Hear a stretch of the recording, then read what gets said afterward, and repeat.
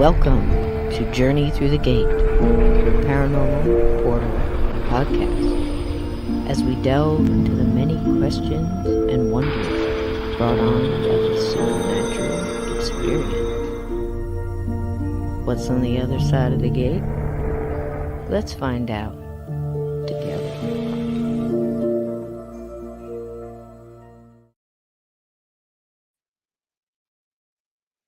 I'm back. Here I am. Had to run all the way, about a mile away, to get in another studio to come here to visit with y'all real quick. But here we are. Here we go, baby. Yep, plenty of cheese left over. Help yourself. Here's my buddy right here. Yeah, boy, I'm glad I'm your friend. Let me just say that. Yep. Yep. But you know, Cisco and I have been friends a long time. And not once have I ever offered her any unsolicited advice. So, you should do this or do that. Cisco and I go way back. I wouldn't be on YouTube if it wasn't for Cisco. I just had my books. I was looking to get into YouTube. She helped me come up with the name 13 Past Midnight. I had it narrowed down to a few, and she liked that one. If it wasn't for 13 Past Midnight, I wouldn't be on Missing Persons and Mysteries. So I basically owe a whole career to Cisco here. But not once have I ever said, you should do this or you should do that, or I don't like this, I don't like that. That ain't my job. I'll tell you a little story here. When I was in kindergarten, there's this mean little boy named Perry. I'm not going to say his whole name because he might be out there listening, but he was just an absolute rascal. Well, one day he was doing something, and one of the other kids like, "Perry, what are you doing?" And he said, "None of your business." And I thought, I like that. I'm going to use that. So I was home, probably that same day, I think. I pushed a chair up over to the kitchen counter, and I was up there digging around trying to find a pack of Kool-Aid. I was going to make me some Kool-Aid. My mom comes into the kitchen, sees me up on the counter. Oh, God. "What are you doing up there?" I just politely and quietly turned and said, "None of your business," and then went back to what I was doing in the cabinet there.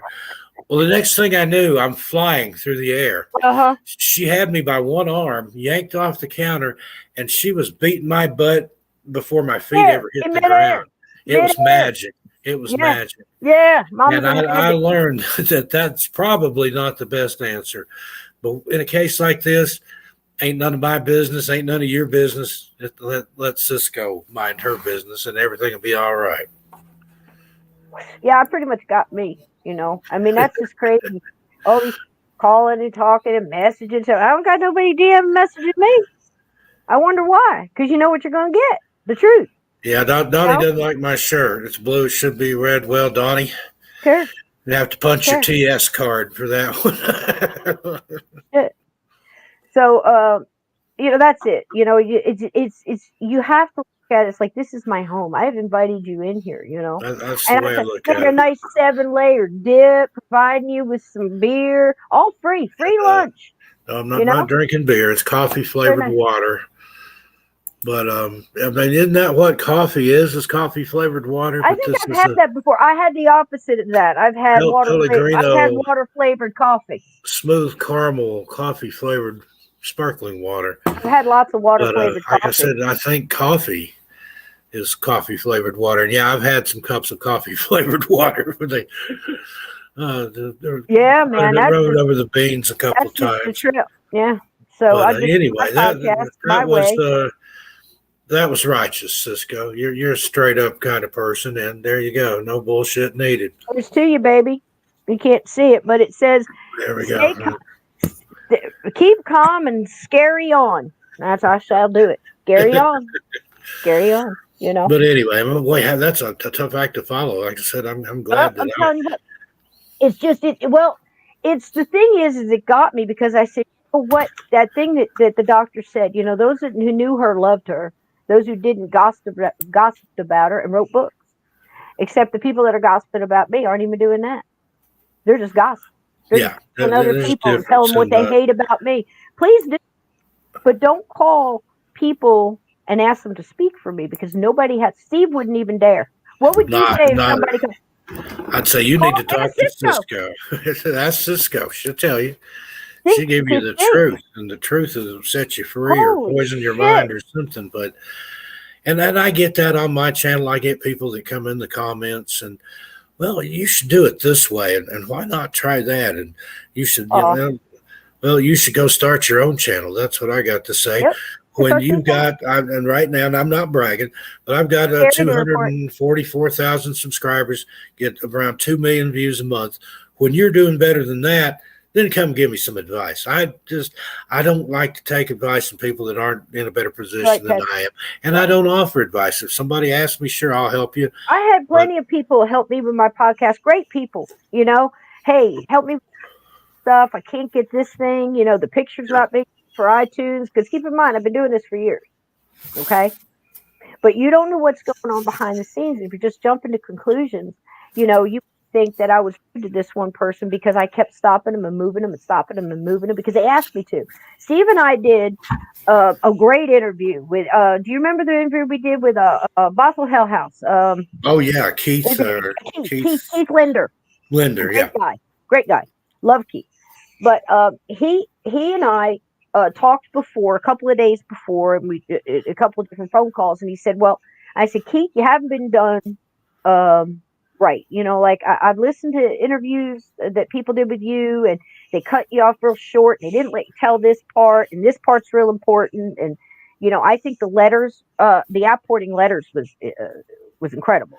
That writing on the wall, and they did forensics on that, and it was like some kind of 600-year-old ash made from Egyptian beeswax or something like that. It was just, it wasn't somebody with a piece of charcoal writing on the wall. That shit was up on iTunes, hit all kinds of things. But the thing is I read a couple of the reviews, and every single one of them that took the time, Keyboard Warrior got behind there and said,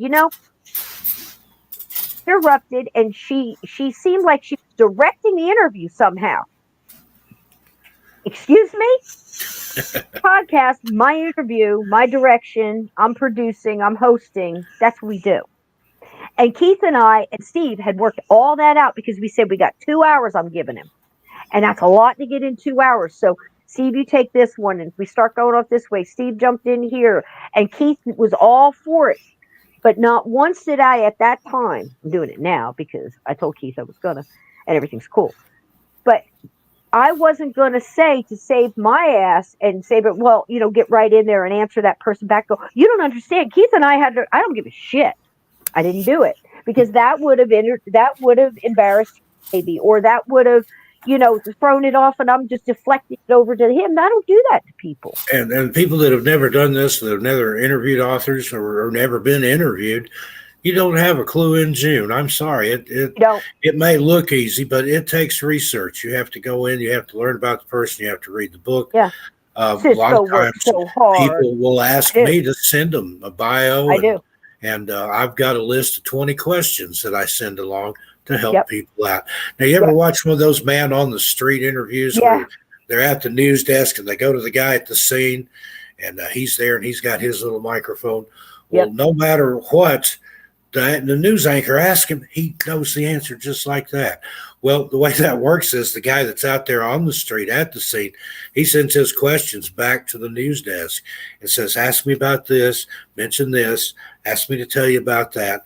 So then they both look smart and informed. That's just the way that works. Now, I've gone into some stuff cold. I've been on both ends of that. And sometimes it works out and sometimes it doesn't. It just depends on who's the interviewee, I guess. But I've been with a bad interviewer on somebody else's podcast, and I don't like jumping in there. What I hate is those people you interview and they give you those one answer. Oh, yeah. Answers. You know what time it is? Was that scary? Yeah. How scary was it? It was real scary. Yeah, I had an interview with somebody out of Canada that asked me, goes, all right, I want your two best. This is before the interview ever clicked on. I want your two best, scariest stories. I'm like, I don't know what's going to be scary to somebody else. Some people like this, some people like that. Yeah, goes, that's well, tell this one and tell that one. I said, you want me to tell it exactly like it's in the book, like I normally tell it? He goes, yeah, exactly like that.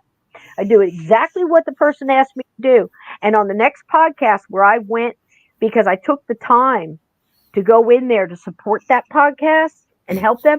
And I hear him talking about, well, I just had this guest last night, man, talked the whole time. Hold on, wait a minute. You gave me 45 minutes. You told me you wanted me to tell the story exactly like it was. You said 2 words to me, and then you said good night. And now you're going to bitch about it because I did Yeah. exactly what you want. But this is Don't what work happens like to that. us. This is what happens. We get And out there, and one of my everybody just favorite assumes. interviews ever is when Tanya Jones, Unicorp's Tales, I like her. interviewed me about my black eyed kids experience. And she interjected very little.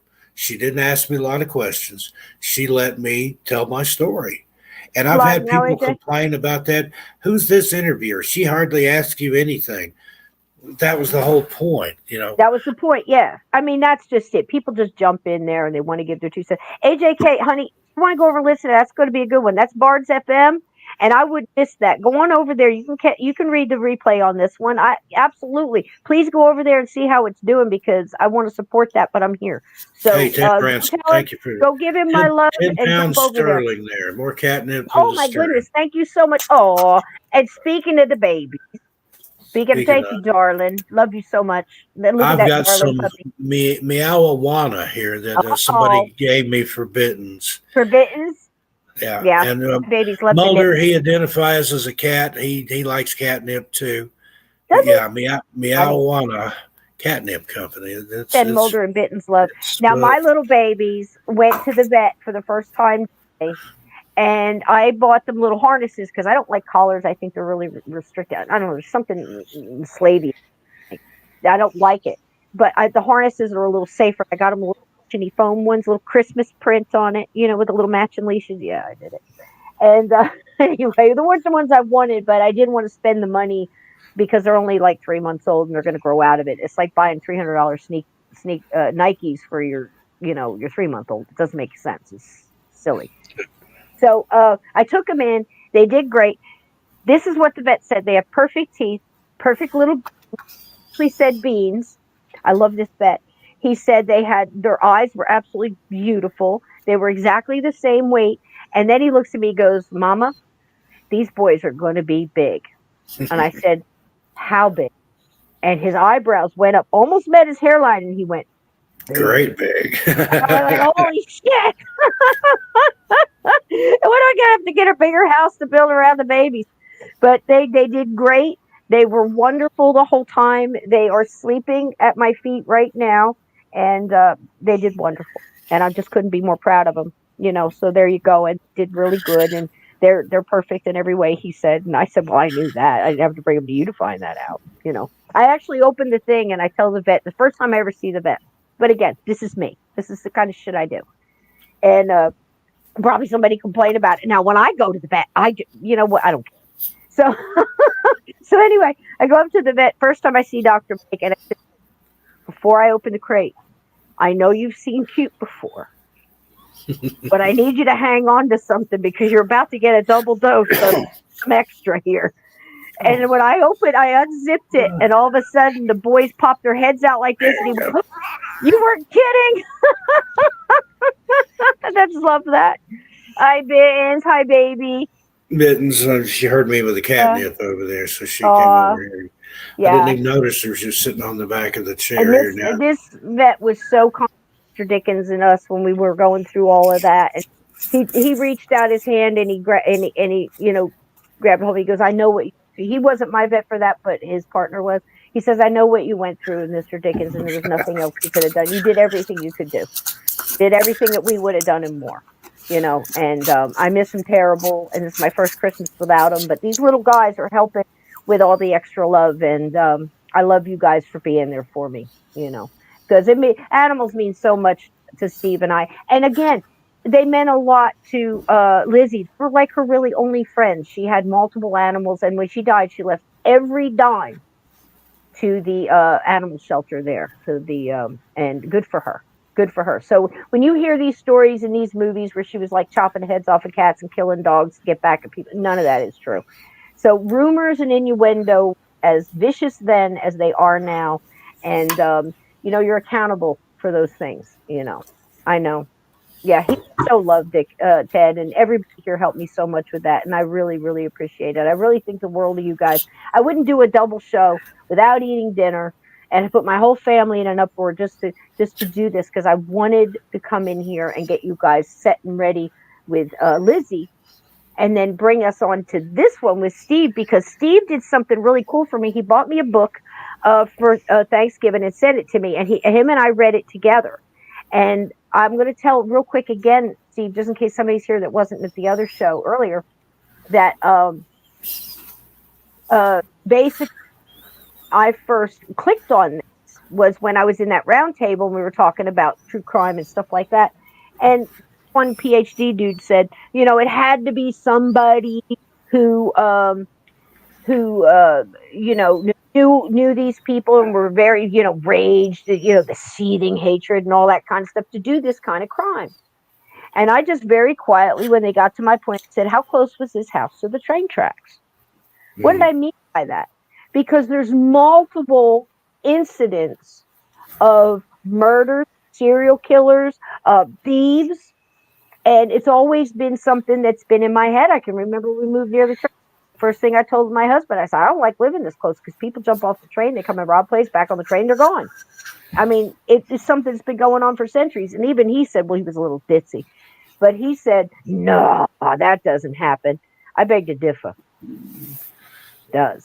And for when you have people coming up and they've got all these letters behind their name, and I'm not saying, again, I joke to Steve all the time, I say I don't have a degree. I do, maybe I have a degree, a BS degree from FU. Okay. I know that's a good, but the thing is, sits there in that little box and they're calling them an expert and they say there's nobody could have done this crime, that they had to know that person and they had to hate that person to hit them in the head continuously. It was just an confined rage and yada yada. And I'm going, not really, because you guys might be surprised. Let me see if I can find it. And again, I'll tell you what Steve and I were reading here in just a second. Tell me I got that picture. No, I actually didn't get to finish it, but it's okay. Compelling. You see this one right here? This one's going to knock you right off your damn chair.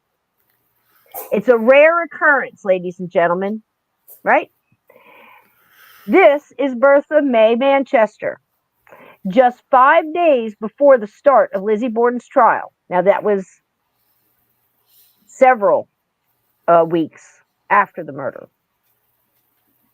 She was murdered in her home, hit with the sharp part of an axe, and hit 11 times in her head. The killer waited more than 3 hours and hid in the house until everybody he didn't want to kill left and killed her.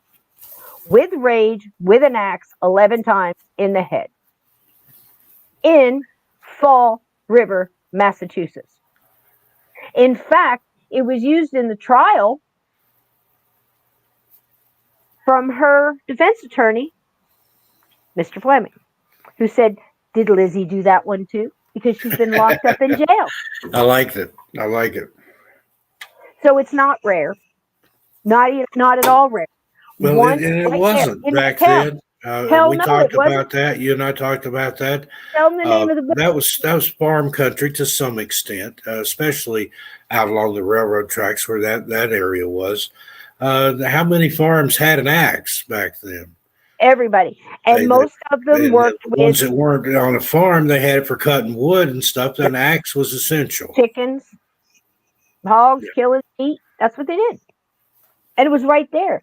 And the book Steve and I read, Free Lizzie, exactly, Paradox. So the book Steve and I read was this one, The Man from the Train. And I believe Glenn mentioned it last week. So The Man from the Train is a book written by Bill James, who I spoke to, and with his daughter. And I love the way they wrote this. They did it together, and he actually hired his daughter to go out and research. And he said, I want you to research old newspapers and, the town, newspapers and journalists and stuff like that, and go back over. And basically what they did, Steve, correct me if I'm wrong here, but the way they did it was very much like the old, David, we all love so much on the 411 mysteries. You know how he does? He would only accept things that met certain criteria and clusters. They had to meet a criteria. Not just because he said there's 100 people missing in that area doesn't mean it was just 100. It was 100 that they chose that fit the criteria. It might have been 200, Right. but you don't hear that. Okay. This is the same with this book. What they did was they picked the criteria very much like the Vasilla Axberger house, where everybody in it was dead, dead, dead, dead, dead, dead. Overkill. All the mirrors were covered, all the windows were covered with clothes from the victims, that came from their closet and their dresser drawers. The window shades were always pulled down. The doors were always locked tight. And if they didn't have a lock for it, it would jam the door. They would jam the door. So this was his MO, right? He would always use the blunt end of the axe. And the only time that he would veer from that is when, like, he killed the husband with the blunt end and the wife woke up, he'd hack her with that side. Those were there was about 3 of those. I know this is, I'm sorry. There's a difference between hacking and bludgeoning. Right. You bludgeon somebody, and that's usually probably a quicker, cleaner kill. If you hack somebody, there's going to be a lot more spray. The axe could get stuck. I've heard of cases where they actually found a boot mark where somebody had stuck an axe in somebody's head and had to put their foot on their shoulder to yank it out. 100%. And that's why they use the blunt end. Okay. Yeah. So, and again, this is something else that really, kind of irks me a little bit, is when I'm going through and I'm researching this and I see this clickbait YouTube podcast or whatever it be on YouTube, and it's somebody taking you through, like, say, the Villisca axe murder house, which is just the weirdest thing to call something, but there it is. It's a tourist attraction. And it'll have a title. It'll have a title like "Alone in the House All Night in the Vicinity," that kind of stuff. Children died here, okay? That's number 2. They're walking through and they'll go, "This is where the baby slept," and they were each hit 19 times in the head. Lie once. So if you're going to give something like this, I think very much like I did about the police officer who killed Easter Sunday morning by, Clyde Barker and his little gang. It wasn't Bonnie, it was Henry. It was his fingerprint on that bottle. And he's the one who shot that guy. And I think that young police officer deserves the truth to be told. Never mind that the police officers back then were trying to form a narrative so they could get this guy off and use him as an informer and then hit him for the murder in Oklahoma. Bonnie may have done many things. She just didn't do that one. Right. And I believe in the truth. So if you're going to go in there and you're talking about babies getting hit in the head 19 times with a hatchet, how would you even know? Come on, man. Just tell the truth. The truth is effective enough that we don't need to lie about these things. And that's what Steve and I are trying to do. Just get the truth out there. And the interesting fact that you have many people telling you that this is a rare occurrence. I promise you, in this book, they picked out, like David Paulides kind of thing, the clusters. It had to fit a criteria. 135 murders just in the coast and the Midwest, right, Steve? Yep. Then he went left and went to Germany and started it up there. And again, and no shade on David, but he's got a narrative that he likes to push. He's got this spooky thing, and it has to have this and that and this, that, and the other. And, that I understand that, but it doesn't mean they're all related. It doesn't mean they're all not. He's included some cases that I don't think fits his profile at all, and it's his profile. So, again, don't get me started on that. But again, the whole point of that is if it has to fit a criteria, then it's not just saying there's 100 people missing there. There might be 150, or there might be 200 because they didn't meet the criteria. Right. And also, there are certain things, and again, no shade, but there are certain facts that have been omitted.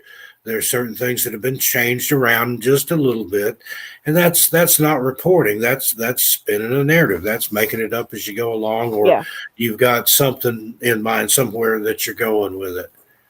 And I am trying to say my narrative and my agenda here is just to show you guys so you can think about it yourself. Because again, I listened to little parts of it and I thought, oh, I was all for it. I thought, oh God, that man, he must abuse those girls and made them crazy. You know what I mean? And again, you've got mediums going in the house and saying, some of which I know, and going in the house and saying, in a produced, edited, cut thing, okay, are going to, basically cut it up. So, they got to fit everything in 45 minutes, right? Okay, we've talked about that before. But if they say there is an entity here, an energy cluster here. And I'm thinking it's abuse and child abuse and things like that. Well, again, Steve and I are real big on this Tulpa thing where you can create that.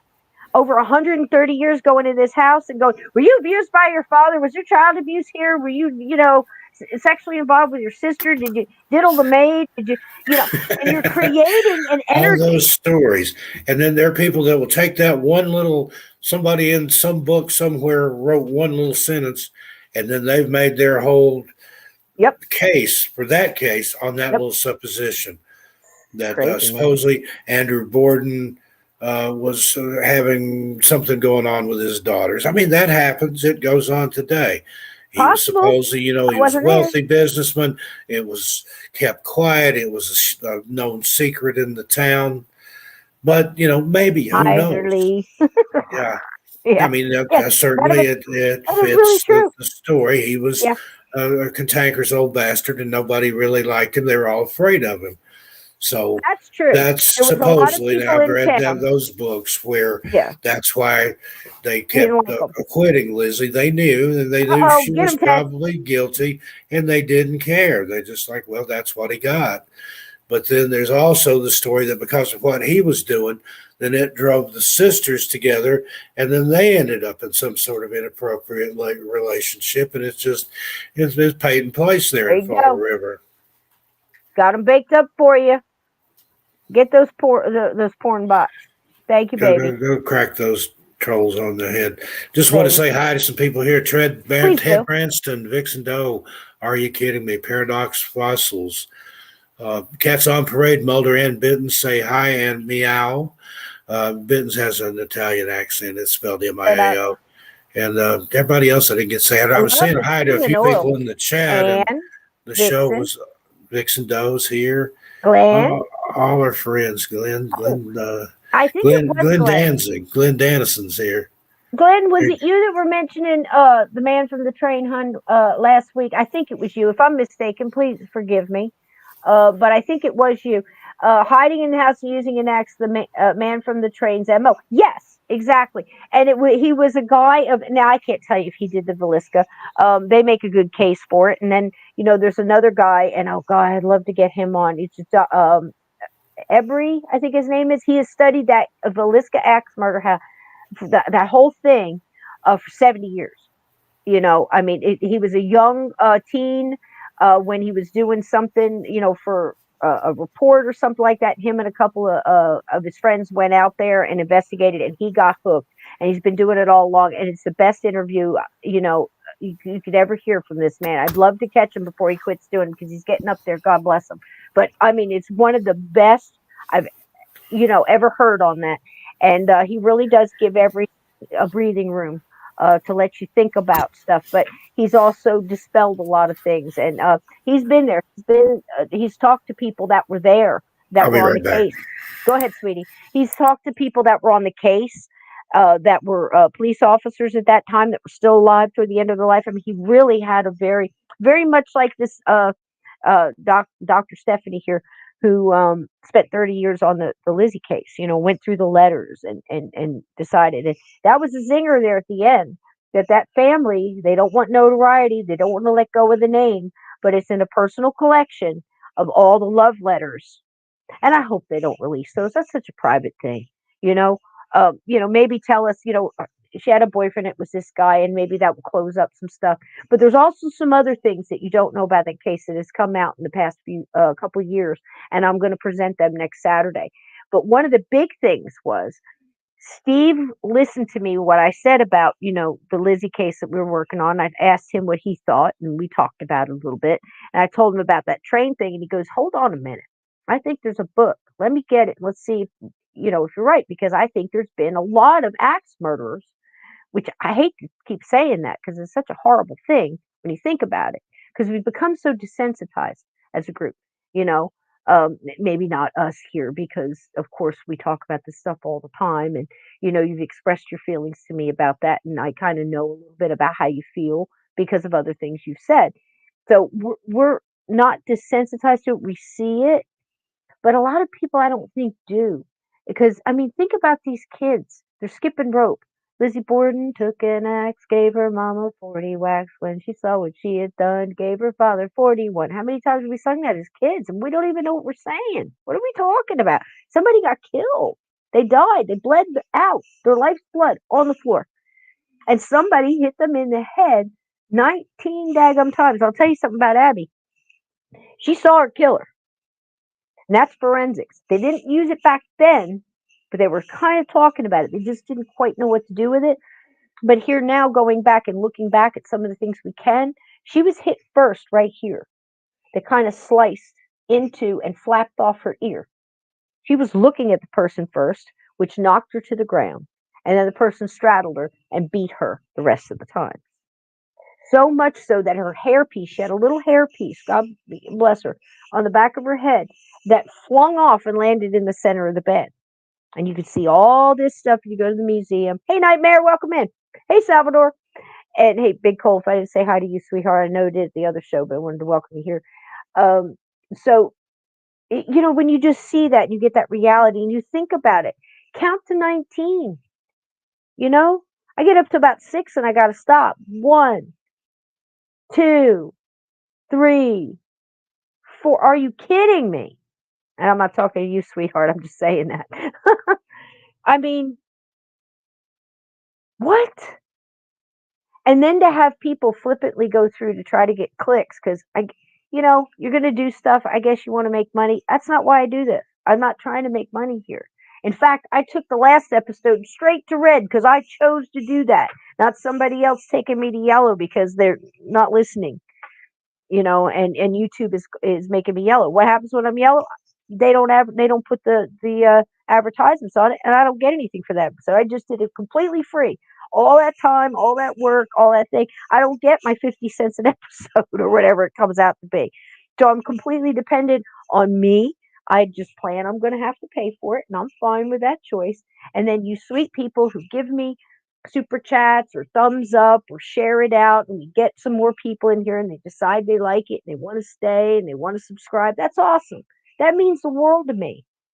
And yeah, there's 15,000, and you don't ever say we only have 1,500 subscribers.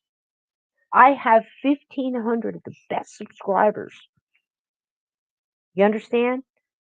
It's an acquired taste. It grew organically. I'm not paying for subscribers. I'm not, hiring bots to fill up my. I'm not doing that. I know people who do.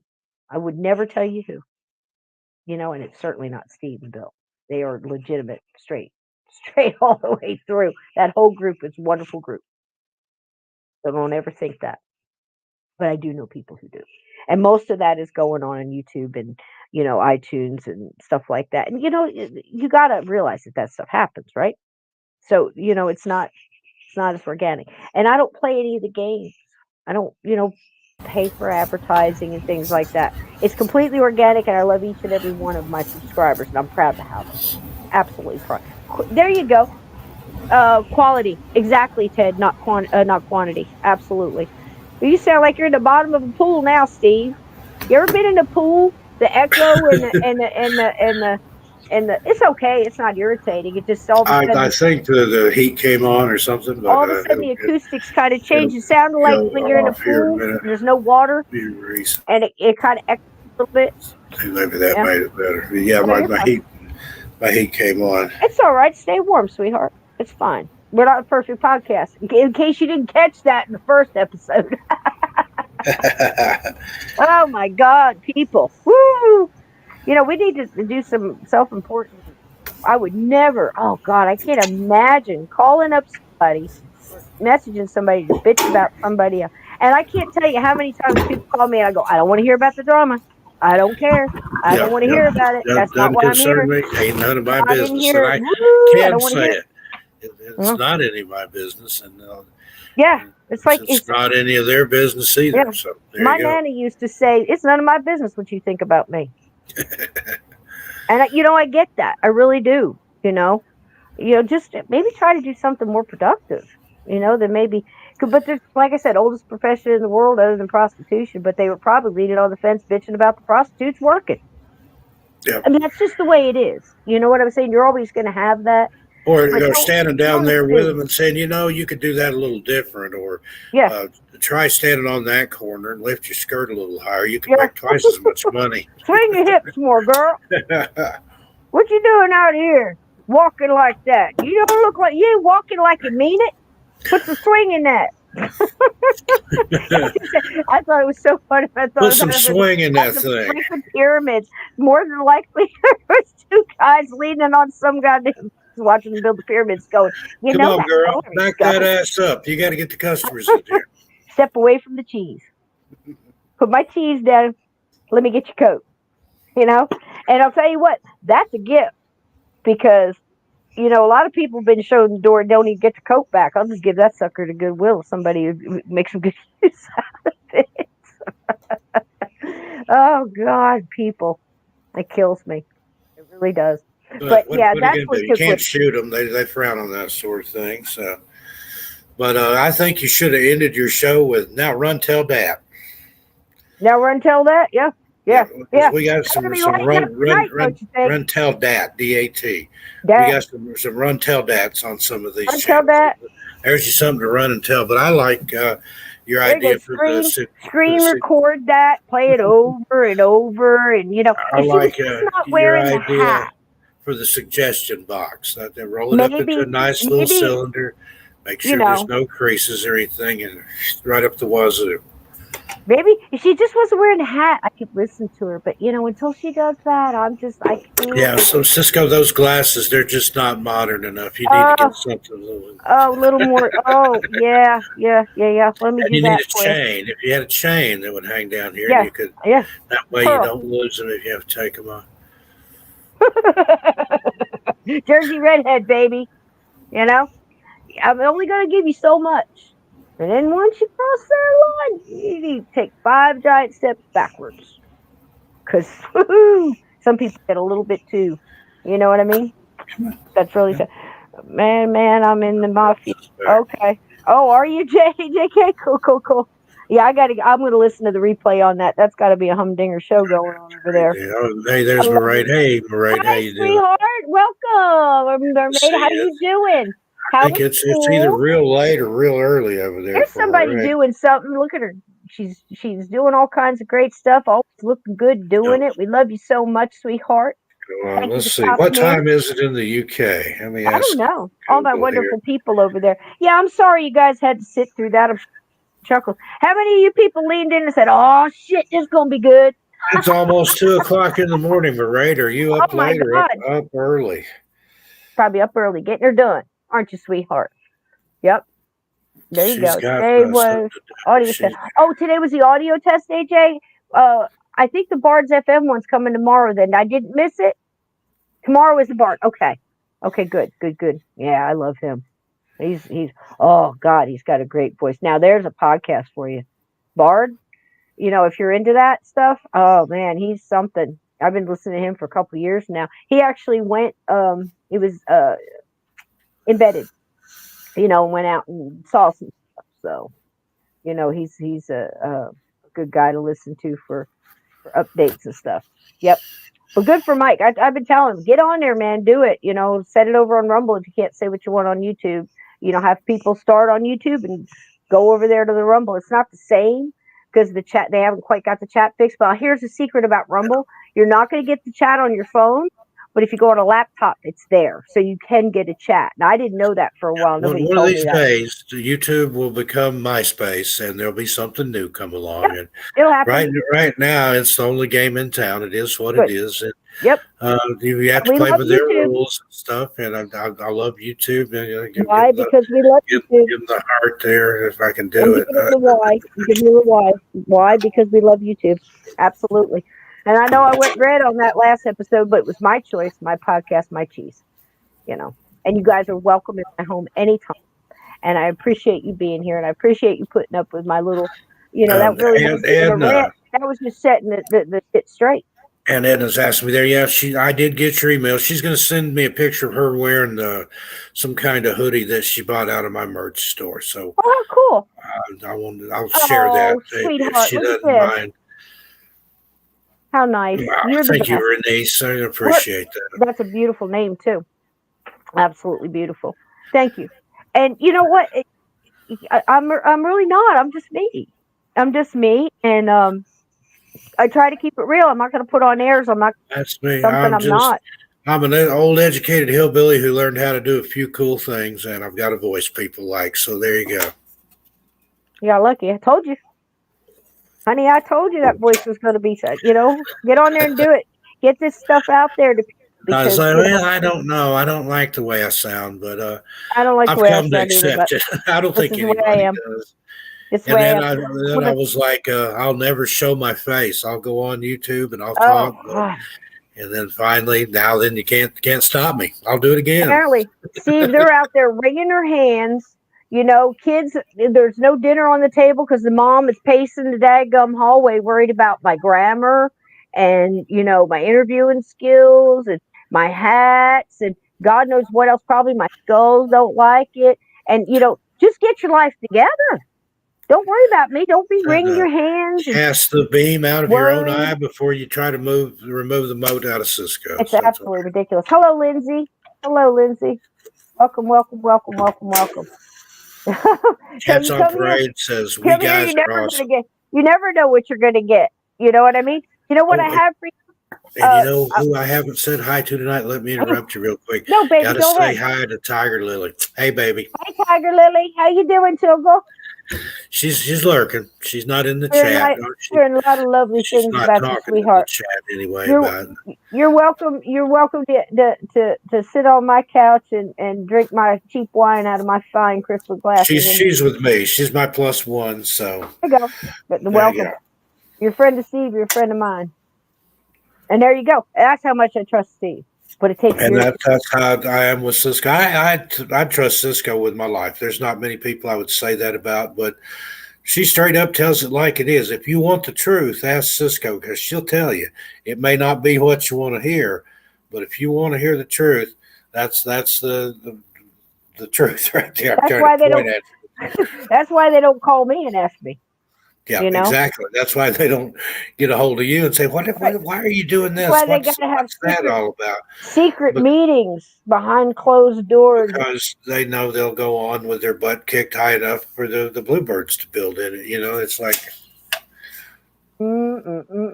60 years. I didn't get here by being, But now here we are talking about the talkers. So what does that make us? It makes us fed the fuck up. We have the right to. Yep. I didn't go out there and ask everybody, this is what we do. We kind of do ask you, and of course, everybody's entitled to their opinion. Everybody's entitled to free speech. I'm the first one that'll defend Everybody's entitled to their opinion, but I'm not entitled to your opinion. That's your opinion. And you can keep it to yourself or you can share it with me, but it's just that. It's an opinion. Yeah, and there's not too many places you're going to get the truth. I mean, there is places out there. I don't want to make it sound like that, but it's hard, man. And it's individual people and it's individual journalists. And we've talked about that. We've talked about integrity and things like that. I mean, if I don't think a show is going to be right, or if I don't think it's going to go in that direction or whatever, I won't even present it. And to think that people are sitting behind the scenes and saying, you know what she should do? She should just stop going live and she should just edit everything. And she should do this. Listen, the people that do that, I did that. I did do that. It takes hours and hours and hours. And you cut out all the stuff, the ums and ahs and you knows, and everybody's got idiosyncrasy. I say, every other word. And, I know that, so you don't have to tell me. So, but again, you're cutting out all that stuff. So you've got 3 hours content cut down to an hour and a half, and everything is cut out and everything flows just the way that person wants it to go, which is the right to do. That's the way I do my audio. I record it. I'll try things different ways. I'll do 2 or 3 different takes. Different formats. There's flubs, there's burps, there's farts, there's swears. Thank you, Edna. I go out, I edit all that out. I take even the breaths out. Sometimes right in the middle of a sentence, I have to take a breath to go on. You gotta cut it out. Cut that out. And it may take me, I may record something that's an hour, and then by the time I edit it down, it's 20 or 30 minutes or something. But it's a See? lot more work Too than good people. then. And I get that over on the other channel. Well, why do you use stock footage? Why don't you go out to this? Okay, I tell you what, you give me a jet at my disposal and a film crew and a support crew and gaffers and a best boy and a craft services table. I'll go film on location every case. But I've done a few, and it's there's challenges to filming on location. And Murphy's Law, anything that can go wrong will. Unbelievable. And oh, well, why don't you get a green screen and just stand in front of that? Well, I could do that, but then other people, why are you in front? I get accused of being in front of a green screen here, but I promise you it's not. That's my real fireplace back there. Why you don't move your furniture around to please your guests? Now, of course, you'll go get some extra chairs to make people comfortable. I'm not talking about that. I'm talking about people who have the audacity to tell you that you need to change everything you're doing to please them. Okay. And it's you can't please everybody. It's nothing scary to report. Good, Ted. Some of my videos, there's music, there's background music real low. Some people love the music, some people hate the music.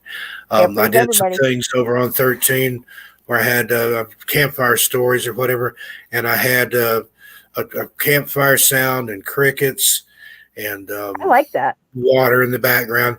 I like that. I hate that cricket. The cricket's got to go. I can't listen if you're going to have a cricket in there. I hate crickets. Crickets drive me crazy. Like, how much you pay to get in here? Let me get your coat. I'll punch your TS card, and there you go. Yep. Step away from the cheese. Let me get your coat. There it is. I mean, it's absolutely ridiculous. You sit there and you do whatever, and, people just come in and tear it apart. But, there's going to be people like that. And as soon as you see something like that, that's a red flag that you go, listen, I'm going to tell you something. When people show you who they are, believe them. Yep. And it's the anonymity of the internet that emboldens a lot of people. It's easy to hide behind the keyboard. I'm out here. I'm here. I'm talking to you. You can see me. I can't see you. I see your little avatar there, and I see what you're typing. But I guarantee you, a lot of these people, some of the stuff they talk, they wouldn't dare come to either me or you and say that to my face or your face. Try it. I mean, I'm a reasonable person. All the perfect podcasts coming out. I'm just saying. Doesn't. It's easy to be a keyboard warrior and sit on your high horse behind your keyboard in your ivory tower and tell everybody how to live their lives. So. Yep. But, I wore a uniform to protect people's freedom of speech, and I think that they should be able to do it. It's just kind of sad that they're all gathered together, their little jackets and their sad little cookies or whatever the hell it is that they're doing. And I got you when I said they were clutching their pearls and wringing their hands. Wringing their hands, clutching their pearls. If she would we're just so worried. Stop it. Stop it. Leave Cisco alone. We'll have to do one of those crying videos, Save our Cisco. Oh my God. SOS, save our Cisco. I'm fine. Thank you very much. We're good. If it's your show, if you're happy with it, I'm thankful to be a part of it. I'm here every Monday night with a few exceptions. Sometimes I have to go. I look so forward to it. And I've even had, why are you over there on that show? She likes this or she likes that or, this. I'm here because I want to be here and because Cisco wants me here. It's terrible. We can sit here and talk about, Cisco, we're good enough friends. She can call me up and say, Steve, I don't think this is working out. I'd rather not have you come on anymore. Okay. Oh my God. You do you. Imagine. I would never do that. I love it would hurt my feelings. I enjoy coming here. This is my family. Me and you would be sitting here, and even if nobody showed up, I mean, we're glad everybody's here. I never take not one of my guests or one of my people in my chat for granted. I am so glad everybody is here. I really don't even really look at the numbers. People will watch the numbers and go, "Oh, when you do that, you lose people. Let them go." Yeah, there you go. Okay. They might not be going for that. The baby might be crying. The dog might need to go out or something. Don't jump to conclusions. And if they are, that's fine. It's free will. Hey, Monica, welcome in. So I wanted to get back to this real quick because I thought this was such a nice thing for Thanksgiving. It really made my Thanksgiving. I know that sounds so sad, doesn't it? But I love to read a good book. And once I started it, it's like I couldn't put it down. So I wanted to just tell you a little bit about it because, again, and I love it when this happens, it proves what my theory, and again, I'm not saying that this guy killed the boy. I'm not saying that. But there are several books out there that lean towards a serial killer of some kind possibly going in there.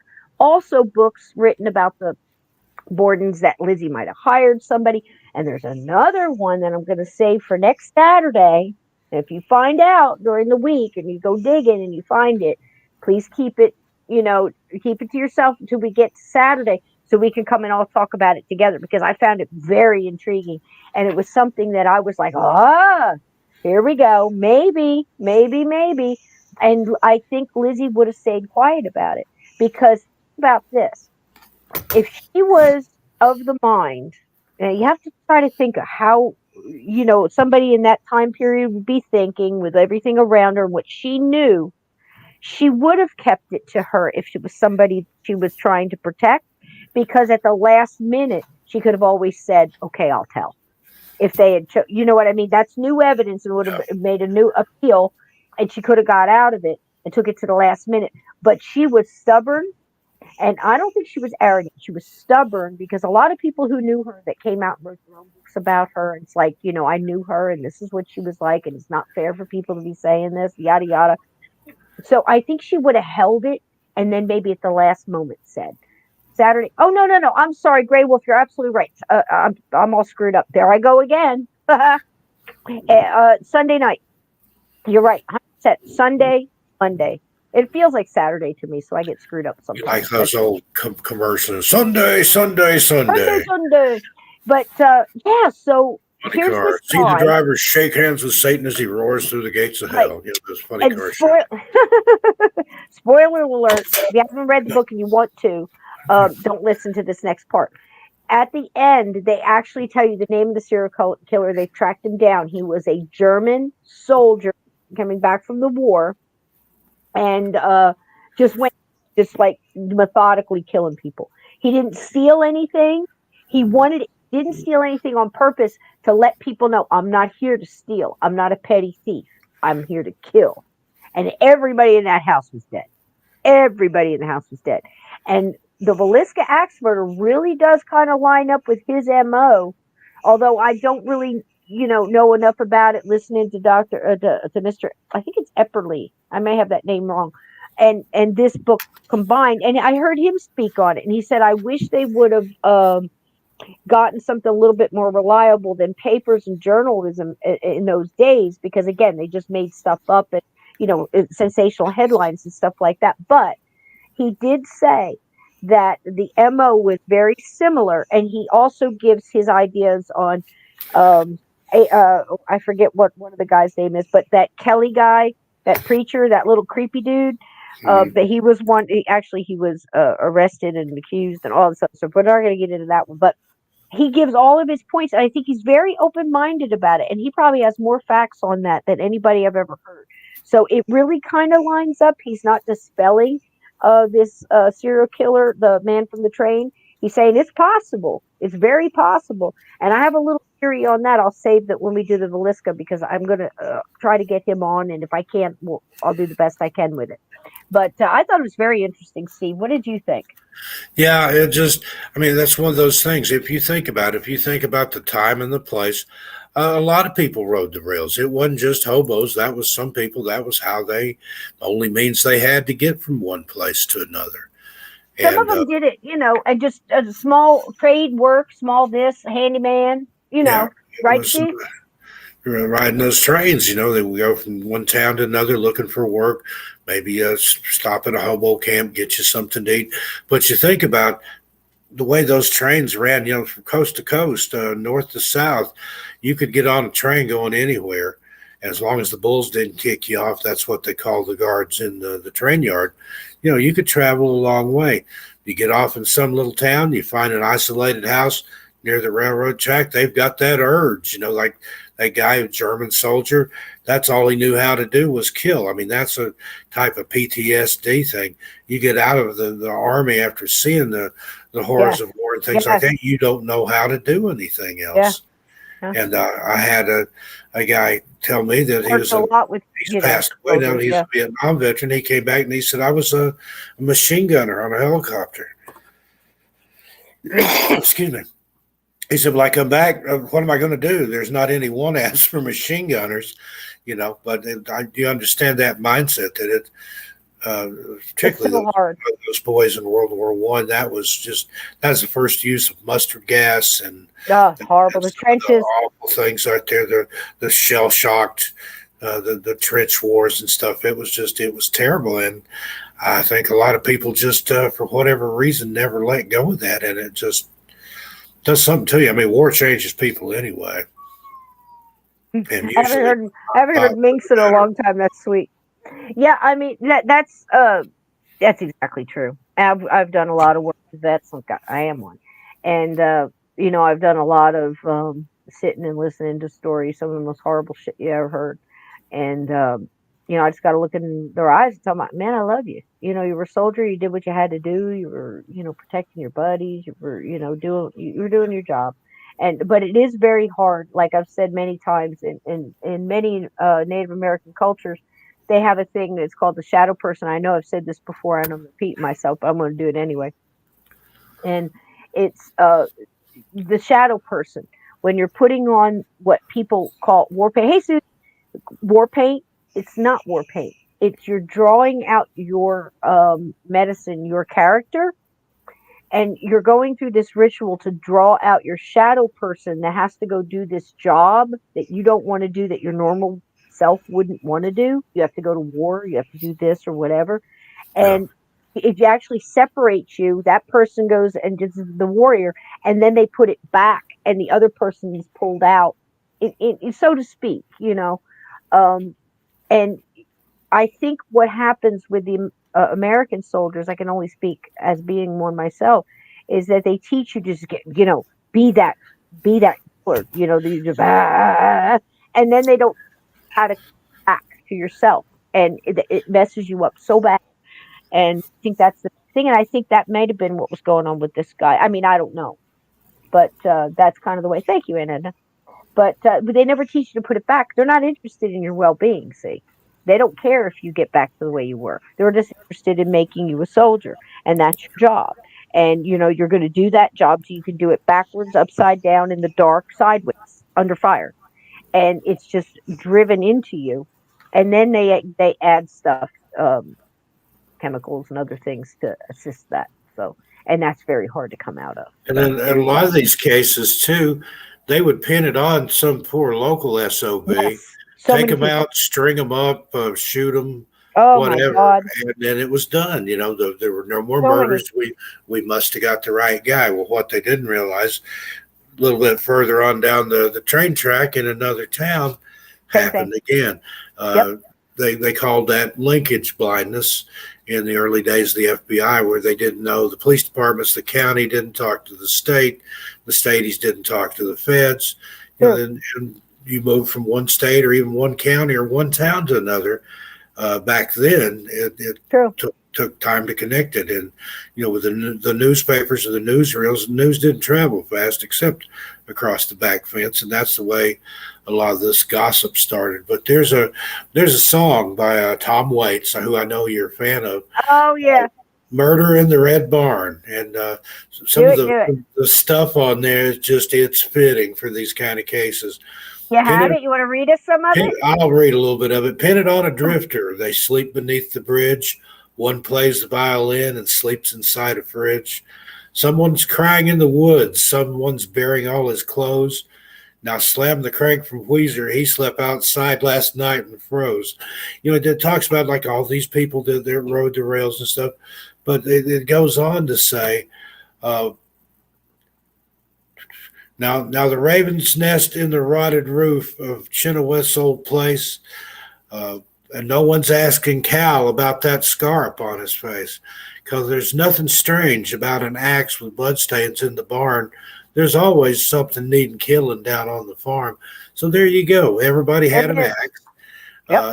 It's like I said, whether you chopped wood or you chopped chickens' heads off or you whatever, you had an axe. and Yep. usually they was outside in the barn in a woodshed, out by the woodpile, sticking in a stump. Yep. That wouldn't have been hard. And axe is not like a weapon where they can do ballistics and forensics and say, well, this axe did this chop. I mean, they can say it was an axe like this, but there were probably not that many companies making axes back then. So, That's but true. still, they would be similar, but you could not prove it was the axe. They were just barely understood fingerprints, and I wouldn't think they understood fingerprints back then. It was very, very in its infancy. Rudimentary, and they could. I think maybe they could type blood. They could tell if it was an animal or a human, and that's about it. That's it. I They would couldn't love even to tell see them light. go back into some of these old cases like that and do some more forensic stuff. But a lot of people now just doesn't care. I mean, nobody really cares. It's Lizzie Borden and Villisca and places like that. It's just a part of the culture now, pop culture, if you will. That's part of the narrative, the little schoolyard rhyme. Everybody takes that as the truth. Lizzie Borden took an axe, gave her mother 40 whacks. When she realized what she'd done, gave her father 41. And that's it. That's all you need to know. There it is. But that must be true. That's not the truth. Yeah. It's not, as they say about music, it's not three chords in the truth. So exactly. And I love that. That saying. What did you call it? Linear blindness? Linkage blindness. Linkage blindness. And that's so true, because that's one of the things that Dr. Epperly, I don't keep calling him doctor because he just sounds so, I don't think he is, but forgive me for that. Go have a meeting about it. So the God, people. So the thing is he is saying the same thing, that they just didn't communicate, and so many different people, they would just jump to conclusions. That guy must have done it, mostly an immigrant, because that's who they blamed everything on, and that's the person that got hung or wound up doing life. And this guy did it, got on the train, left, and's gone to the next town before the bodies are even discovered. So that was this guy's MO. And I wanted to read you a little bit from the from the book, just explaining about it. Between 1890 and 1912. Now look at those dates. I'll be right back. Okay, go ahead, sweetheart. Sorry, I drank a lot of water today. Go ahead, go pee. So, Mulder can have a cigarette. Between 1898 and 1912. Now look at those dates. 1898. Lizzie Borden murders was 1892, 1893. Okay. Every time you see, now I know a lot of good psychologists. I'm not one. I don't pretend to be. I'm just saying, let's think about this. What do you guys think? Every time a psychologist says it has to be someone who knew and hated the person to have done this kind of thing, understand what I'm telling you here. Between 1898 and 1912, families across the country were bludgeoned in their sleep with the blunt side of an axe. Again, I apologize, warning to anybody who's squeamish here. Jewelry and valuables were left in plain sight. Again, his way of saying, I'm not a thief. I'm not a lowly thief. I'm doing this, as deliberately. This is what I am. I'm a killer. Okay? This is what I'm here for. I'm not a lowly thief. He said it many times in the things he left. Like he would move all the gold stuff right up front. I'm not interested in this. I'm not interested in the food. I'm not interested in anything. I got me. He went, every single one of them, an axe was taken from a neighbor or their very own yard. Now that just creeped me out, because I'm thinking, this poor guy just went out and chopped wood to keep his family warm, left the axe there, and now everybody in the house is dead because of it. And there it was. And it's just a sad, sad thing to think about. Bodies were piled together. Now this guy did that. He piled the bodies together, which is why I'm with Priscilla. I'm not Villisca. I'm like, maybe he got moved or something. Any serial killer's MO could be moved by anything, environment, or changed. I mean, the weather can do it. Maybe the weapon of opportunity wasn't an axe, and it was a pipe or another instrument of some kind. Like in one case in here, there was a lead pipe used, and something like that. But all the other MO fixed. There's another guy who was doing this too, who always took off his shoes before he went in. Weird, right? Every single one of them, he took off his shoes and went through, and his MO was a little different. He did other things. That's how good, uh, these guys that I've been listening to are about picking out the details and staying on track, right? So the bodies were piled together, faces covered with a cloth. And again, you've got all kinds of ideas about why that would be. And of course, the covering of the mirrors, all kind of ideas about that. There's lots of different Victorian uh, reasons. In Victorian times, they did that. The soul didn't want to get stuck in the mirror. There's lots of different religions and spiritual walks that do that too when somebody passes. I don't think it was that. I'm leaning more towards I love what Mr. There I did it again. Mr. Epperly said was he believed that where the mirror was that he was doing something that he was kind of ashamed of and didn't want to see himself. There wasn't a lot of people that had big mirrors back then in that day because you had to have a little money to be able to afford such a large mirror like over your dresser like we're used to. I never thought about that, but it makes sense, right?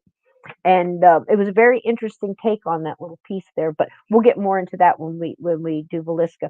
But like the infamous Villisca, Iowa murders received national attention, but few people believed the crimes were related, and fewer still would realize that all of these families lived within walking distance to a train station. Sometimes I got to wait 20 years to be validated, but it happens. The man from the train paints a vivid psychologically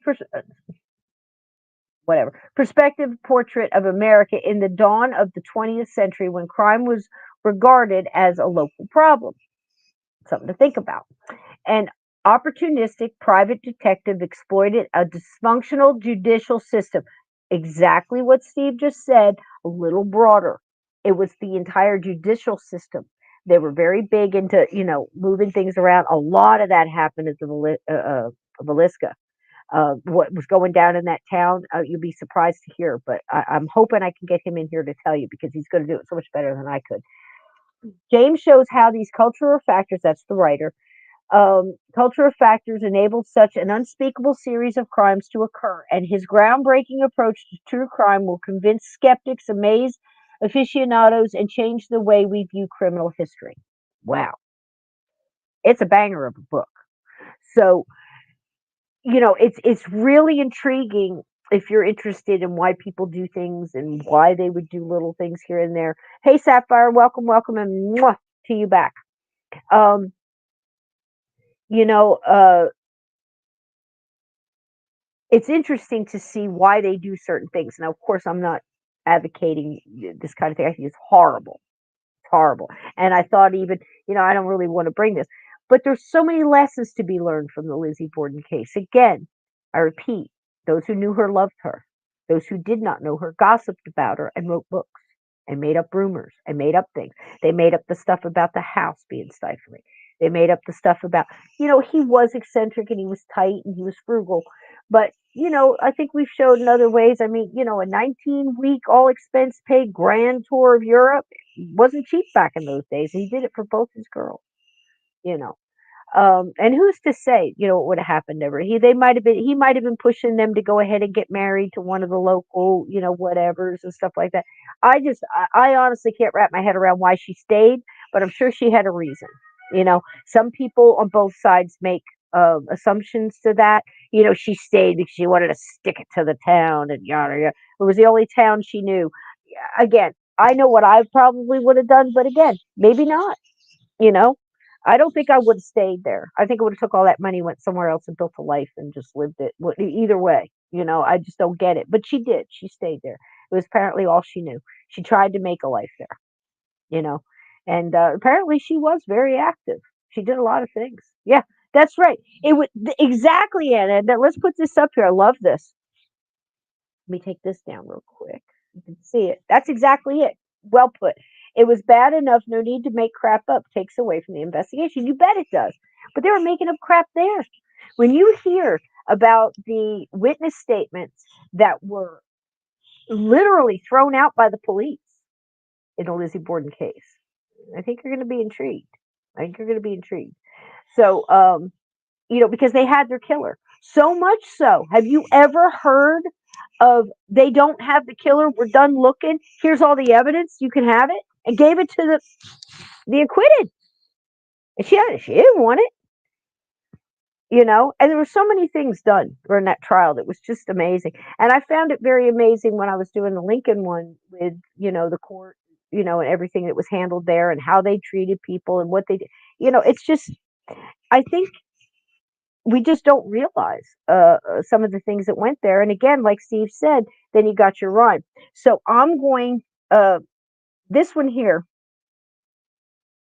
I wanted to tell you about this because this was one serial killer. And I believe, I could get it wrong, but I believe it was 135 separate instances that they narrowed down. And the reason I brought up the David Paulides, the clusters, there's 100 people missing from here, and I'm making this up off the top of my head. 100 people missing out of this spot. But there was actually 175 because the 75 didn't meet the criteria. The same thing went with this book. So there was actually more axe murders that didn't make the book because they didn't fit the criteria. So there was more axe murders going on. The people were on trains jumping off and killing whole families with an axe and getting back on the train and going again. All during this time, between the I don't know what was going on, between the 1890s and all the way up until like 1927. Does that surprise you? It surprised me. So there you go, The Man from the Train. I highly recommend it. If you want to read it, check it out. So, okay, there's my next one. So Steve and I, were talking after we read the book and everything else. So I was thinking it was 135. They had narrowed it down to that one serial killer, right, Steve? That met the criteria. Yeah, I think so. Okay, so that again, I want to apologize. They put me on a diuretic for my blood pressure, and it's doing its job. It does its job in a lot of ways. I have to take frequent breaks because I've increased my water intake. But the good thing about that, I found that drinking a lot of water has made my joints better, and I don't have all the aches and pains that I had. But I've seen some of the best numbers I've ever. I've seen so low they kind of scared me, but I'd rather see it too low than too high. So anyway, sorry for the interruption. No, sweetheart, that's right. No need to apologize here. You're among friends. You'll probably be part of the meeting later, though. I'll probably have to go again before the show's over. Fine. Mr. Mulder did have to go out this time. Drink your coffee-flavored water, or your water-flavored coffee. I've lost track. AJK, true statement. That serial killer statistic is kind of scary. You bet it is. You bet it is. And you had no idea, did you? Because, again, like I said, think of the impact of the statement I just said. There are more. Hey, Sarah, welcome in. No need to apologize here, honey. We're glad you made it. So there was more murders, and you've got professionals telling you that it's rare. That doesn't sound rare to me, especially when you had the same attack 11 times in the head. That poor lady that was killed in Fall River, 6 days after the actual murder or something like that, in Fall River. Just same town. Never hear about that when everything was focused on. It's like, when Gabby Petito went missing and, Brian Laundrie supposedly did that. And when they were looking for her, they found, I think it was 10 or 11 other bodies in the places they were looking. You didn't hear much about those cases. Yeah, I had no idea either. Back then, that was national news from a very local area. So it captivated the attention of the nation. There's to you, sweetheart. No apologies. Thank you, Edna. Drink it. Stay hydrated. Drink. Don't drink the Kool-Aid, but drink your water. Okay. Oh, no, so that's all I'm doing. You have some nice hair, Steve Stockton. Well, thank you, Cats on Parade. Well, there you go. Don't care if it turns gray. I just don't want it to turn loose. Yeah, there you go. Proud to still be here to have gray hair, right? So that's how I feel about it. Out of my 30s. 21 was where I thought I was going to go. But, so something else. That's something totally different. So I just thought that was very interesting that all these people are saying it's so rare. Maybe they don't know either. Maybe they're just saying, because of, to be in their defense, let's say. Maybe because how they were taught and everything else, they get just, what do you call that, tunnel vision and granted, it didn't happen every day in every town every week, but it happened. And then, like I said, it was common back then for an It axe was. murder. It really, really was. There's a line from I think it's I don't know, a poem or something where it says, the writer must put down his quill, the painter must put down his brush, the murderer must put down his axe, and even you, my friend, must rest. That just murder, axe. It kind of goes together. There was a time when, again, that was an implement. It Guns comes were out of truth. expensive. You couldn't afford a gun necessarily, but everybody had Right an there. axe or a hatchet. That's the point. That's the whole point. It's crazy, but that's the whole point. And now when you think about it like that, it makes sense, right? And it's crazy that these people would do it. And unfortunately, there were people like this, and still to this day. But when they say that, I want you to think about it. Just think for a moment. Maybe that's true in a lot of cases, but it certainly isn't definitive in all cases, because to say that Lizzie had to have done it because it never happened before, it happened right in her town 6 days after the last ones, I believe. And I could be off on the number of that, but she was in jail, locked up. And her attorney actually said, is she going to be blamed for that one too? You see what I mean? And that, that along the fact that they had no real evidence against her. They really did. She just happened to be in the house.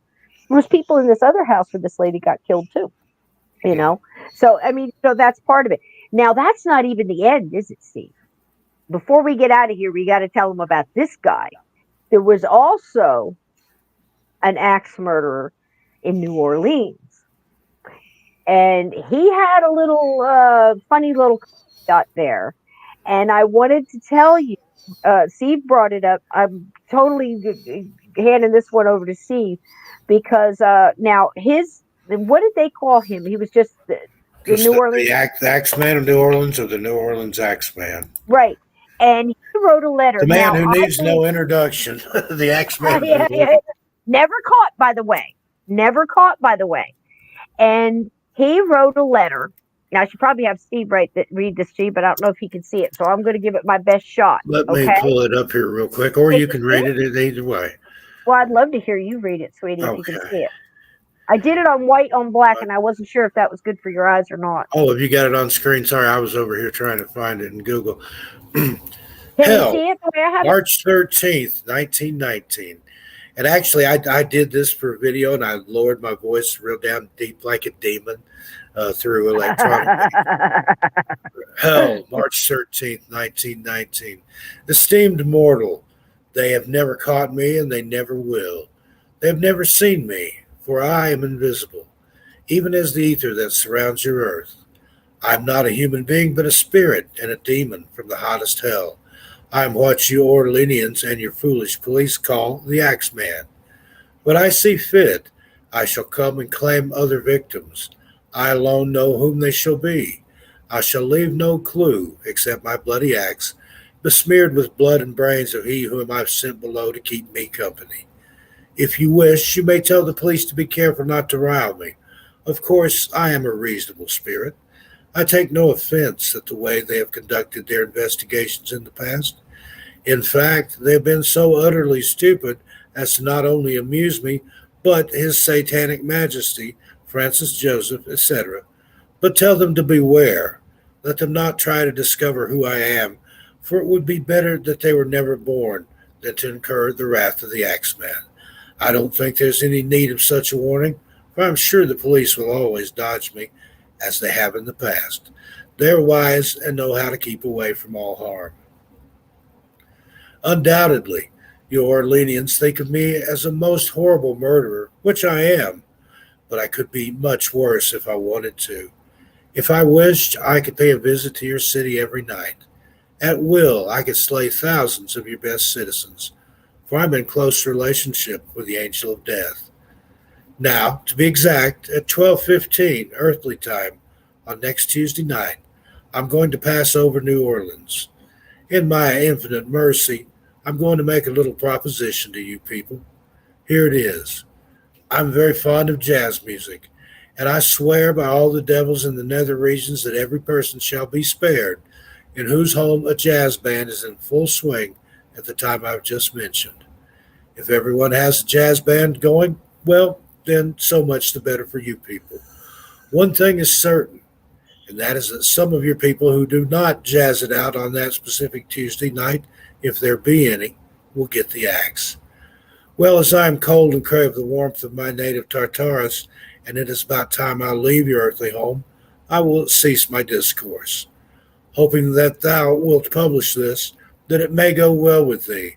I have been and am and will be the worst spirit that ever existed, either in fact or realm of fantasy. The Axeman. Wow. Now Wow. that took some thought. That took some skill, some talent to sit and write a note like that. You got to remember, this was a time when, there were a lot more uneducated people than there were educated. A lot of people, because of having to work for family and work on the farm and stuff, they might not have even finished grade school or high school for that matter. But this was somebody that was eloquent. He spoke of that which he knew. It makes me wonder if he wasn't some sort of demon or devil to be able to talk like that. Or there's been supposition that it was just a clever newspaperman who was good with words that thought, I'll write a letter and send it to the paper myself, and then I'll talk about it and scare everybody, and we'll sell more papers. So who knows? But it was pretty chilling. And from what I've heard, that people could walk down the street on that particular night, and from one house to another, you could hear the jazz. And there was even a piece of music called The Mysterious Axeman's Jazz, subtitled Don't Scare Me, Papa. And I've seen a copy of the sheet music. It had like somebody peering in the window, and there's people playing on the piano there. Did you have that? I think I sent you. I do. I'm going to play it right now if that's cool with you. You need another. You need I a don't. break? I don't remember there being any words or anything. Oh, I'd have okay. thought I'd have had you play it while I read the letter, but here's a Oh, I'm little sorry. bit. That's okay. I didn't I think wanted about to it. hear you, sweetie. I wanted But to hear you, here, and thank you for reading that. Oop, wait, I got oh a little sure, candle. I You go only burn your stumbled a biscuit. couple places there, but yeah, I did that before in a video about the Axeman. Pitched my voice way down and made it sound demonic. But that's frightening when you think about it. That It if is it really frightening. was somebody, not just perpetrating a hoax or carrying on with something, that's well thought out. And he didn't have any qualms that he Yeah. enjoyed killing and would do it as much as or as little as he chose, and they couldn't catch him or stop him or do anything. He was almost like sounded like he was going to fly over. Yeah, Well, that was little spirit. He wanted to say yeah, hi. He said, I love you right now. it was almost biblical in some of that, like when Yeah. the Passover, how Yeah. when the Yeah. so Oh, it's yeah. I didn't think about that, a Steve. little That's bit of right. I was everything in thinking there. like Passover. You know what it reminded me of? I don't know if anybody here saw it, but it was a movie adaptation from a Stephen King novel, I believe. I believe the whole thing it was a novel, I believe. Storm of the Century. It was really good. I liked it. It was all about, Maine's going to get a blizzard. There's going to be a big blizzard coming in, and there's this like guy who's kind of like, I think they're insinuating he's kind of like a demon dude, maybe as some kind of entity of some kind, otherworldly. Let's put it that way. And he was just really mean, and he wanted to come and take one of the kids, and he kept saying this things, "Give me what I want, and I'll go away." It was just very well done. Well, that's what it reminded me of. This guy flying over the town and picking the town and stuff like that. It was just kind of creepy to me. But this Axeman, it's called the Jazz Axeman or the Axeman of New Orleans or whatever. He was also around the same time. I forget the exact date. Steve, do you have that? Do you know? I can look real quick Can while you look? you're. Yeah, I had it pulled up, but I didn't get ready for the show. I apologize. I stayed too long at the other one. But double show, Axeman of double New headers. Orleans was an identified American serial killer active in New Orleans, Louisiana, and surrounding communities, including Gretna, from May 1918 to October 1919. So, year and so many months there. 6 victims, 6 injured, never caught. And that's from May 23rd There you go. to October 27th. And you don't hear, there was American Horror Story. They had, I think Babadook, yeah. they had an Axeman in there. And let's see if there is a movie about him. Oh yeah, Uh, there's one, and I love the guy who's playing it. I think he's like a sax player or something. They yeah, made it, but the actor, I mean, 2013 American slasher film simply titled Axeman, originally released as The Axeman of Cutter's Creek. Yeah. limited theatrical release, and it's available on DVD. So I think you should watch it. People would throw parties, like jazz parties, like all get together to play jazz. I mean, bands get together. I'm sorry, anybody that didn't have. I guess they had Victrolas back then at that time, right? Was it Victrola or was it I something think different? so. Yeah, Or and you a didn't lot have of people that. didn't have What were that. you You gonna do? played the piano. A lot of houses had a piano, and they bought sheet music. Yep. That was And instead to of play, buying a 45 or a cassette, they bought the sheet music, and somebody in the true, house knew how to play the piano. right. And this is a song they played. Steve sent it to me. I'm gonna play it for you. So if you need, it's 2 minutes. So if you need a quick pee break, here you go. There's no words to it, but I just thought it'd be fun to play. And it's called "Don't Hurt Me, Papa." Right? Yeah, don't hurt me. I was saying "Don't Scare Me," but it was "Don't Hurt Was Me, it Scare Papa." Me? Was it Hurt? One or Okay. the Either other. way, I can't Papa, remember. don't do me wrong. But it's the Axeman's Mysterious Jazz. Just a second here, and I'll pull the sheet music up here, waiting for the image to load.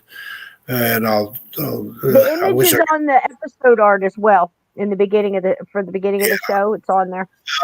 The Mysterious Axeman Jazz, "Don't Scare Me, Papa," and There it you has go. Scare.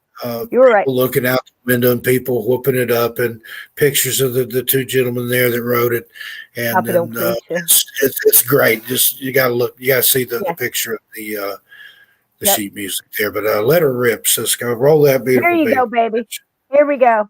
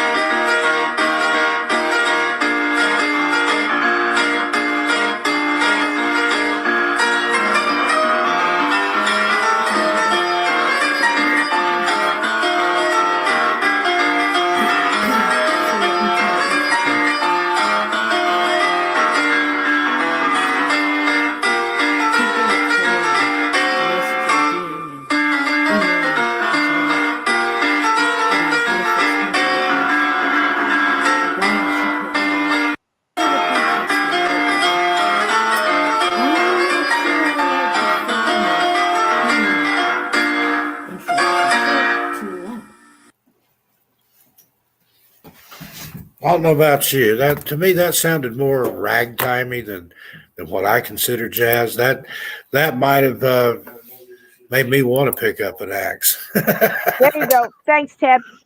I'm back. I got my mic back on. Yeah, it does. It does sound more ragtime. It's kind of jarring or something there, and so maybe I must have worked at keeping him away. I was going to say, played that song. That's not jazz. Wow. All we need is Yoko screaming over that, and it would have been perfect. I can name that tone in 5 notes. And that's funny. Yep, it is very ragtime, isn't it? But, well, I just thought you've heard it. You've heard the song, and you know about the Axeman in New Orleans, never caught, was 50 dead, 50 injured. Now he would go in a house and kill some and not kill others. That's Well, first they thought he was. centering his attentions on Italians and Italians that happen to Yes. be grocers, but Yes. that's one of the misconceptions Oh, really? about the Okay. case, that everybody wasn't an Italian and wasn't a grocer, but that Okay. was, again, that was their little what do you call it, the Caveat.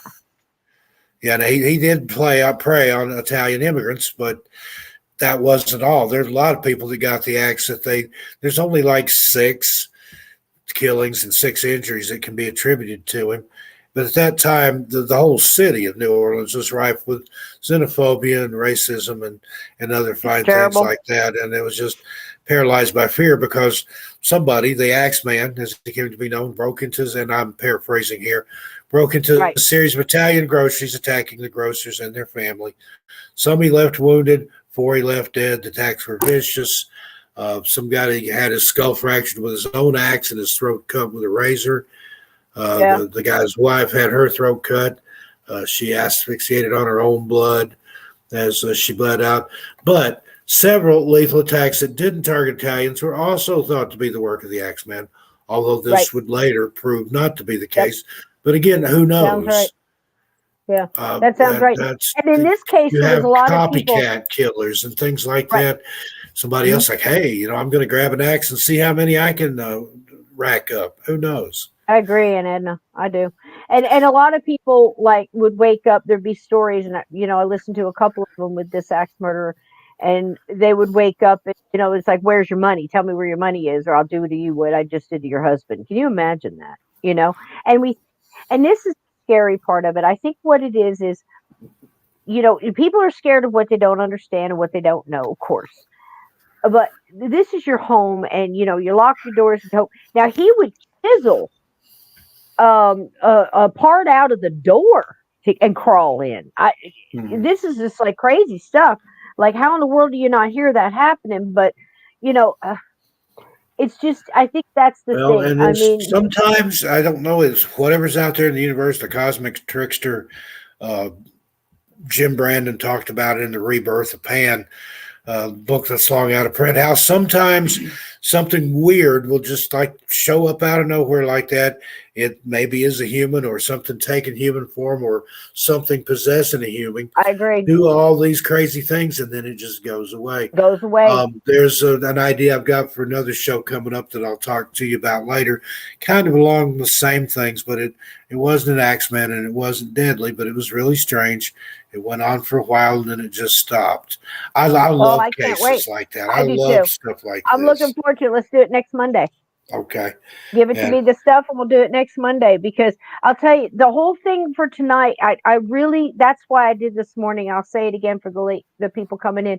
There is an episode that I did right before this. It started at 6:00. It's on this channel about Lizzie Borden, and I kind of rushed through the beginning of it. I have more of that documentary. I want to go through that with you next Saturday, and then I want to tell you the stuff that I uncovered that might change your mind somewhat. Again, after everything I know, I can't tell you she did it or not. I wasn't there. I'm not going to say it was this or that.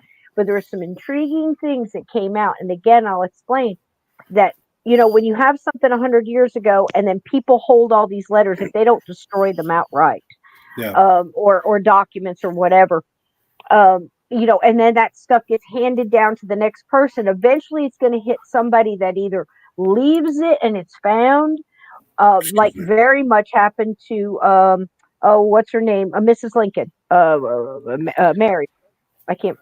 Other than that, Mrs. Lincoln, how'd you like to play? How'd you like to play? But and that's what happened, and a lot of her true thoughts came out. She had correspondence with this one lady, and a lot of things came out that gave us more, insight on what had happened. So that's the kind of thing. And that was actually a found chest that was in somebody's attic with all that information in it. And they found letters from Lizzie, like, and she is a doctor, Dr. Stephanie there, said about Lizzie that she did have a long time romantic involvement with a gentleman, and the people just the family doesn't want the notoriety. They don't want to release it until like they're passed. So we might get it down the line sometime. I'll probably be gone by then. But if you find out, pass it along. Because again, if it takes 130 years to clear somebody's reputation, at least clean it up a little bit. We'll probably never know who actually did it. But I think we can kind of sort of come close, and we've kind of narrowed it down a little bit. And I think that'll be fun for next Saturday. But I Yeah, really wanted to do this for you guys because you guys mean the we'll world to me. talk more about the Axeman. I Oh, found some please do. interesting stuff here just Go now ahead. in Smithsonian Magazine that I'll have to digest a little bit and then spin it back out for you. But Okay. it's not as cut and dried as they thought it was. Which Apparently, guy? The the New Axeman of Orleans? New Orleans. Yeah. New Orleans. Okay. Let us know. Let us know when you come up with that. I'll be interested to hear. But I'll tell you, that book is good. I really like the interviews with James, and his daughter has done some as well, and they're both terrific. Um, you know, the way it's done, Epperly was very eloquent in the way he said. He said, "I wish they had pulled some information from something more reliable than just newspapers, because I think they would have got more." Because here's the caveat on that: I told you that guy in The Man from the Train, the I think I want to say his name was Paul Muller, but I can't. I don't quote me on that because that's just off the top of my head. My head's screwed up. So we don't know what kind of mess that is. They're going to have meetings about you, Cisco. Oh, I'm so concerned about my well-being. And okay, baby, you want to say hi? You want to say hi? Yes. Bitten's just bit me. It was just a little Oh love my bite, goodness. but she's just like, I'm going to Gonna bite you bite me? just to show you I can if I want to. Look at You that bite face. me We again? got perfect Bite me scores again? today. Yep. Look Now at I have that to train. face. Look at that face. I know they're adorable. Say hi to Ben. Say hi to Spirit Ben. Say hi. There's another cat over here. Look, see there?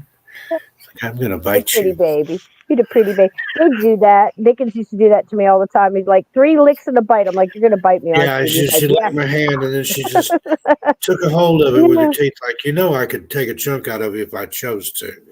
She's like the baby. Axeman. She's just letting me know that Just letting you know should that it be he's of her there. choosing. Maybe it was the jazz. Maybe or the ragtime. That did Yeah. someone. You're right. Oh, and they were talking in the chat. We missed it when we were gabbing Go there, but ahead. actress Kirstie Alley passed away just a few minutes ago. Oh, no. The news came out about when I saw it when I went on my last pee break. Oh, geez. It was like 44 minutes since it had been released at that time, but she God did bless pass her. away. She had cancer, God and bless her. yeah. But we never talked about her before, so that one you can't pin on us. Yep. I didn't do Yoko Ono still lives and breathes, though, it. as well as Nickelback. Ted, you cheeky monkey, you. Yeah, Nickelback. Yeah. See that, That's so funny. Ow, ow, ow. Oh, he loves the knee. Ow, the knee. Oh, have you ever had a cat do that? Just attack your knee like that? They start chewing on your kneecap? Where My they God. come or they decide to climb your leg and the claws go in and like. Yeah, Tony the other day said, man, I was sitting there eating dinner and one of them used my leg like a stripper pole. He was wearing shorts. It just the last piece. But I'll tell you what, this has been a lovely evening. Thank you so much for spending it with me, choosing this. I hope you enjoyed the cheese and crackers. Let me go get your coats. Everybody will be shown to the door. I will hold it open for you. Thank you so much for coming to my home tonight and sharing my cheap wine in my expensive crystal. It's a little inside joke because I do that. But I figured it's all in the presentation, folks. Everything gives you a headache. It is. The presentation is everything. There you go. And I just love you all so much. Thank you for sticking with me through that. Thank you for listening to my little rant, and I hope you understand. Oh, absolutely. Welcome back. Absolutely. Welcome back. Welcome back. Welcome. You're welcome in my house anytime. You all are just some really special, wonderful people, and I love coming up with these ideas. What are you doing? Wait till you hear what I've got for you. You're going to love it. I can't wait. And that's the fun part about it. While I was sitting here. We spend all this time in the weeks, and I'll tap, Steve, or I'll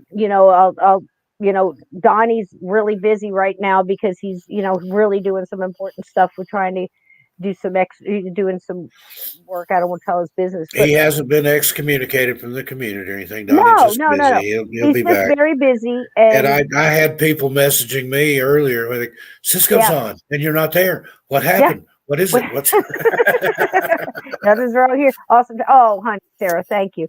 And yeah, and Ted hates my curtains. Well, that's it. I have to get rid of the curtains now. Yeah, Right? that backdrop, that's just got to go. Yep. It's So triggering me. I need to see a manager. I just, yep, yeah. Honey, I am the manager. You know that story? Yeah. I love that saying where, you know, it was like the devil whispered in my ear, you know, the storm is coming, or where the storm. And I'm like, honey, I am the storm.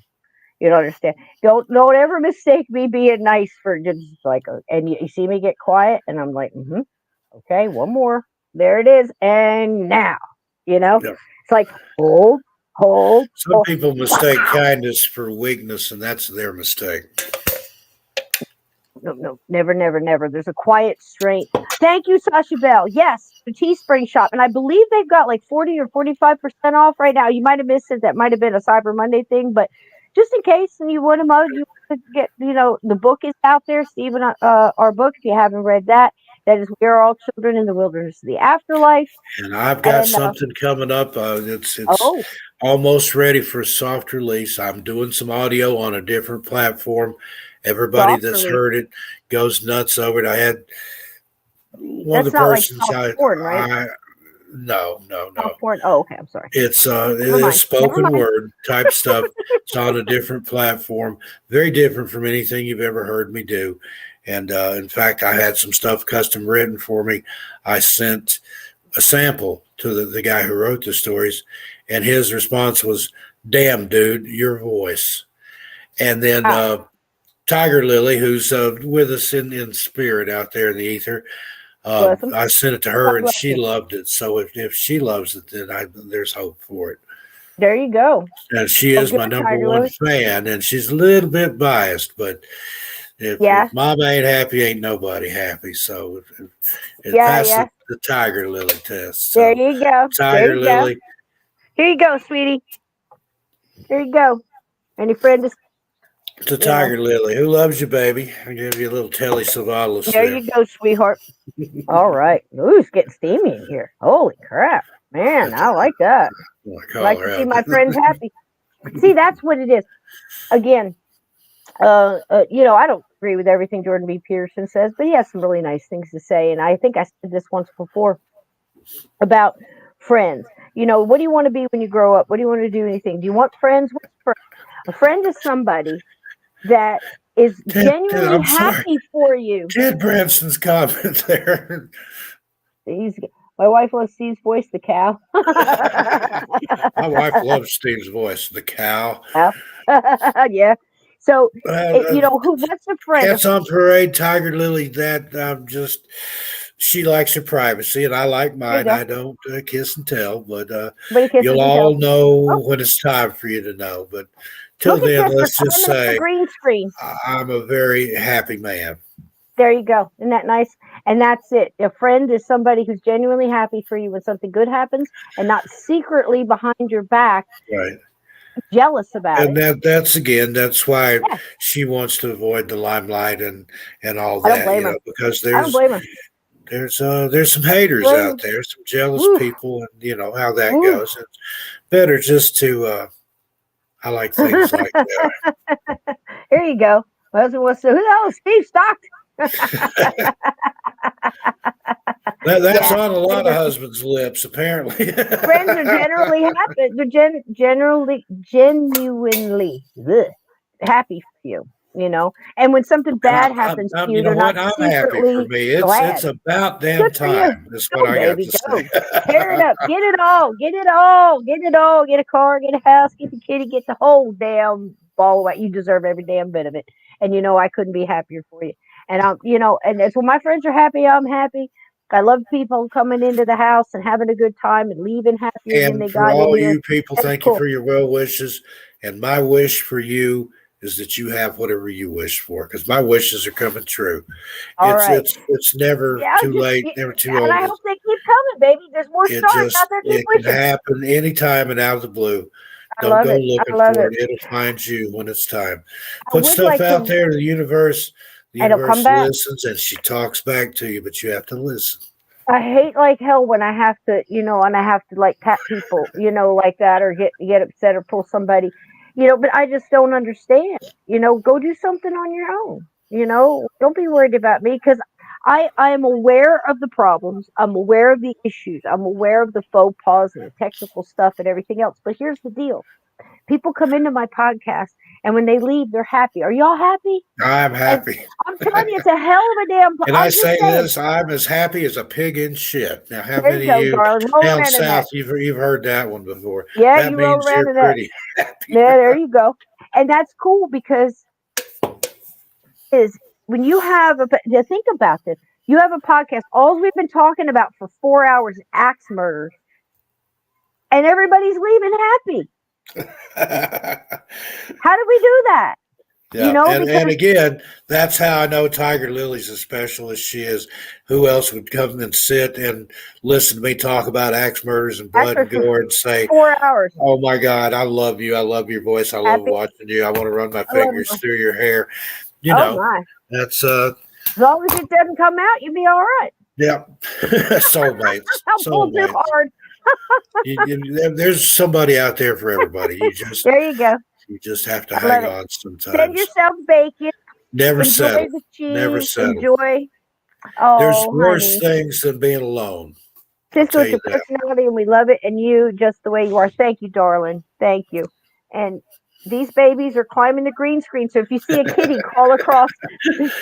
That would actually be pretty It would fabulous. be kind of cool. And I love that. That was kind of cool. Looked like a shadow person. But anyhow, I wanted to ask you guys before you leave. Before we do next Saturday, Lizzie, okay?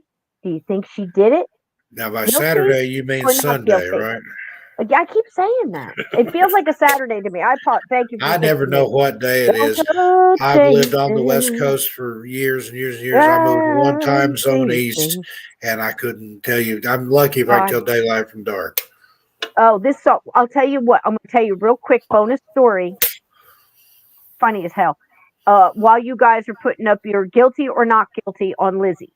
Okay, just for now, where you're sitting, because we didn't do a whole lot on the evidence and everything else. But just as you sit now, if you're familiar with the case, the case, at least Lizzie, are you feeling like she's guilty? She did it or didn't do it? Let me know. And I'm going to tell you the story because don't go change it and try and please me.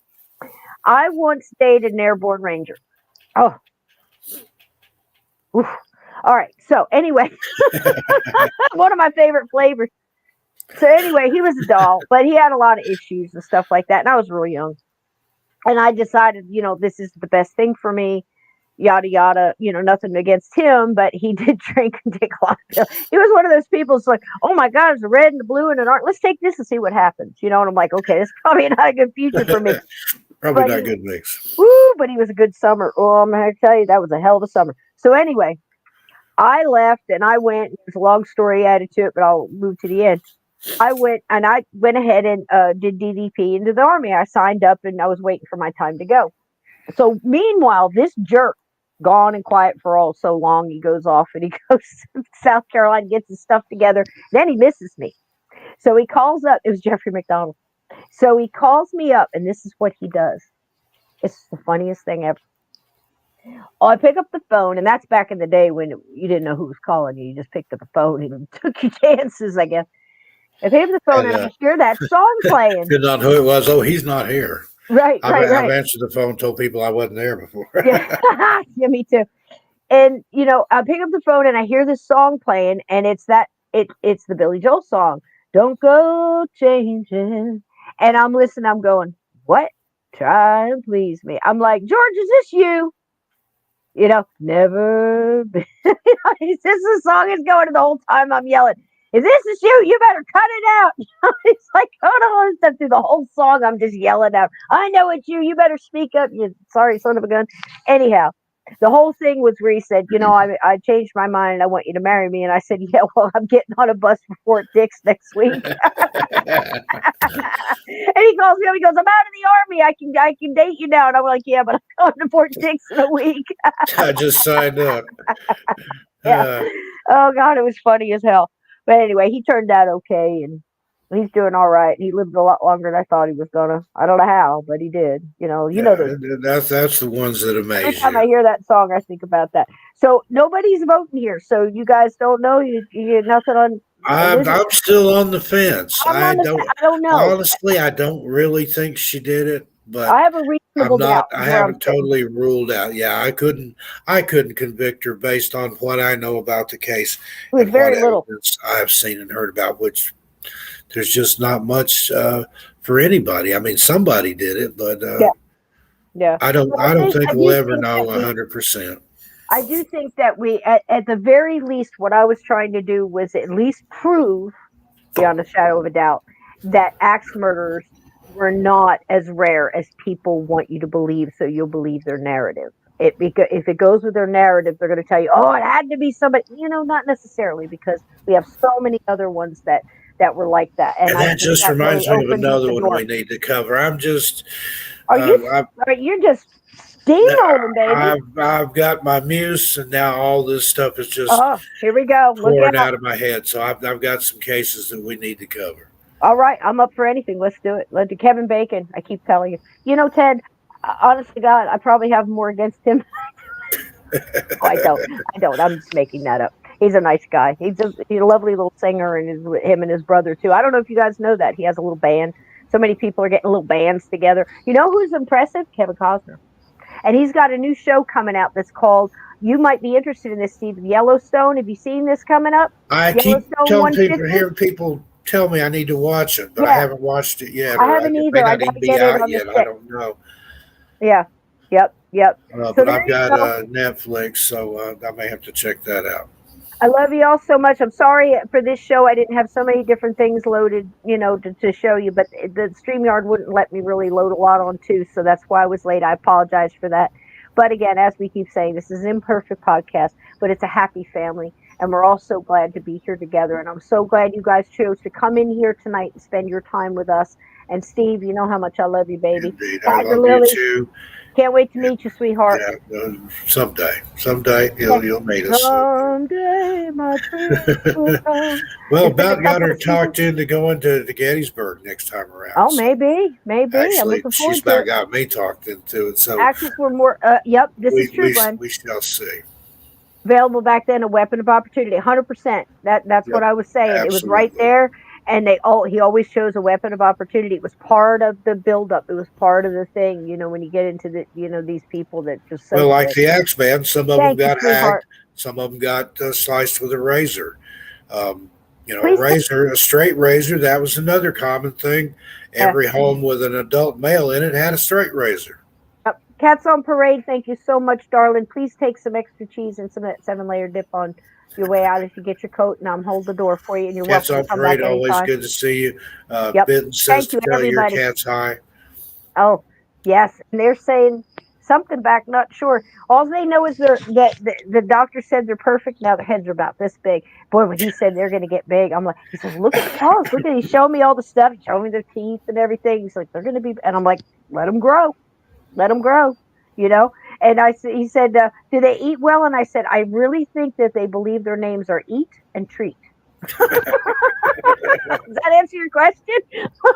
When I was little, I thought I Oh, was royalty. I was quite sure my name was Lord Help. Lord help. Yeah. God give me strength was mine. Heard that from my mom a lot. God Lord give help. me strength. And I just duck. God give me strength. Yeah. God bless her. I And love her my terrible. mother said when she was little, her name was Get Wood, and one of her brother's name was Fetch Water. Fetch water. Go get me a pack of cigarettes with my cousin. Walk down the corner, give me a pack. Yep. When these cigarettes go up to 75 cents, I'm quitting. I remember hearing that one too. And now they're $13. Good Lord, help us all. We're not going to get through this. We'll get through. We'll get through because we're going to get through it together. Thank you guys so much for coming in tonight. Steve, your channels, please, darling, as if you sweet didn't know. 13 past midnight, that's my sandbox. That's where I go to play around, dabble in the paranormal, this, that, and the other. I've even got a lava lamp stream over there. I did that live for a while. I had 60 people in there watching a lava lamp. So, but the other one, Missing Persons and Mysteries, does what it says on the tin. Just go and check it out if you have any interest in missing persons cases. Been doing a lot of historical ones. I like the older ones. We had one this week of a wealthy businessman that disappeared out of an airplane as it flew over the English Channel. Holy Really, mackerel! really strange. Holy And shit, I Steve! had to be an inside job or something there. And they did find the body in the water, and he'd So either good to been see you, Lindsay. pushed or shoved or something. But stuff like that. The one that premiered today, hunters that went missing under strange circumstances. I've got Creepy Cases number 15 recorded. I've got to finish editing that. Thank you, darling. I had a lot of side business going on today and didn't get it finished, but Unbelievable. coming up There's so many soon. wonderful people So here. go Thank you, check it guys. out. Again, my books make excellent Christmas gifts. I've got some on Yeah, the there right you there go. behind my lantern there. If you would, I've got a few signed copies available. If you would like to have a signed copy of any one or all five of my books for Christmas to give to yourself or to somebody, email me now, stevesstockton81@gmail.com, and I'll get you taken care of. And don't Excellent. I'm forget sorry, I was just reading the Cisco's. comment. Don't forget Cisco's. Was it your Teespring? Is that what yours is? Your merch It's shop. T Public. TeePublic. Okay. There's so Public. many different ones. I Yeah, don't even I get know caught up. everywhere Yeah, that my stuff is it's at a right T now. Public. It's And there under watch Cisco. soon for the soft opening of that new platform that I'm doing. And I think y'all are going to dig it. We'll find out. I can't wait because you're always putting out good stuff, Steve. And I love you. Thank you for being a true friend. Thank you for being here. And you're never getting that call that tells you Yeah. that you just need to go. You know, But if I ever join that did, group. said I it hear would, they it got would hurt jackets. my feelings, but I would understand. I hear they got jackets. Oh, it's never going to happen. Yeah. Maybe we can get some of the jackets just for yeah, just the jackets. Yeah. I don't think they're ever going to get that note up out there, though. You know, I mean. But thanks to everybody for being here, every single one of you. I'm sorry that I didn't get to say hi to everybody, but I'm especially glad that I did get to say hi to Tiger Lily. Said, love you, baby. Good night, Be Tiger talking Lily. to you soon. There you go. Dream about me because I'm going to dream about you. I've got it bad here. Okay, so just it's all right. I'm so glad to see you happy. I'm smiling ear to ear just to see you happy. I'm proud. But thanks everybody. I love it. Welcome come to the family, premiere. Tiger. See you in the chat. I'm on some shows this week. I think. Let me take another quick minute here and look at my calendar. Glad you enjoyed it, sweetheart.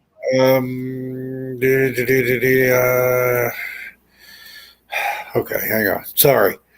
Should have had this ready to go. But find my account. I kind of redid my phone here and I can't find anything. Thank you guys. If I didn't thank you proper for all the super chats, every single one of them means a lot to me. Thumbs up, give comments. You guys are doing great comments. I appreciate every single one of them. And again, I apologize for last night. I just wanted to spend a little time with my family and do some other things and gather stuff together to make that little hour so you'd know what we were talking about. I didn't throw things off. Okay. We're gonna finish that up next Sunday. Thursday night, I'll be on with Bigfoot Michigan Rob on his channel. Talked about some stuff over there. December the 10th, I will be on. That's this coming Saturday. I will be on. We Are Paradox Media. Tessa TNT has a show over there. I think it's called Midnight in the Rockies or something like that. I'll be on there talking true crime, paranormal, and missing persons. And let me see what else I've got coming up. That's it for this week. I've Phantoms and Monsters next Friday. I've got a lot of stuff coming up in December. You're a busy guy. You're a busy guy. I am. I'm in the band. Got a lot going up. We got the holidays. I got popular guy. Rob Gotro is coming on here. But you know, I'd rather have more than I could do than I could ever possibly get done than to be sitting here waiting on the phone to ring or waiting to get a message. You know. I love it. I love what I do. Thank you, I'm darling. blessed, and I'm double, triple blessed with all this other stuff going on. I'm happy. I'm glad you're happy. Happier for you. 306 and all is well, and nothing scary to report, right, Ted? We're good. No people. If you got an accident in your log, get it out. Ted, tell your wife I said hi. There you go. Tell all your wives you said hi. And your husbands and your kitties and your puppies, your goldfish and everybody else. That's how I sign off on my shows. Tell your animals I said hi. Good night, everybody. Thank you for being here. Good night, everybody. I feel great. Yep. There you go. You look great. There you go. Listen, Thank I you. love you, Thank my you. friend. Have a good day. Thanks for doing this tonight. Kisses to everybody. Back to you, baby. Bacon all around. Grab some Bacon all cheese around. doodles and some cheap beer on your way You out the door. You minx your rattlesnake. You old silly old bear. You know I love you. All right, everybody. Have a lovely evening. Stay away from the axe murders and don't believe everything you hear. And if you didn't get to see that thing, it said, believe nothing that you hear and only half of what you see. Edgar Allan Poe. And then one of my new catchphrases, ain't that some shit? Yeah, baby. I kid you not. It's some crazy shit. Good night, everybody. I love you. Be well. Keep your feet under the covers and your closet door shut because there are Keep things your that feet go on bump the in the ground. night. Keep reaching for the stars. No, that's There you Casey go. Kasem said that one, but it works. Go get you some. Go get you some stars, baby. Good night, my friend. Have a good night, night. everybody.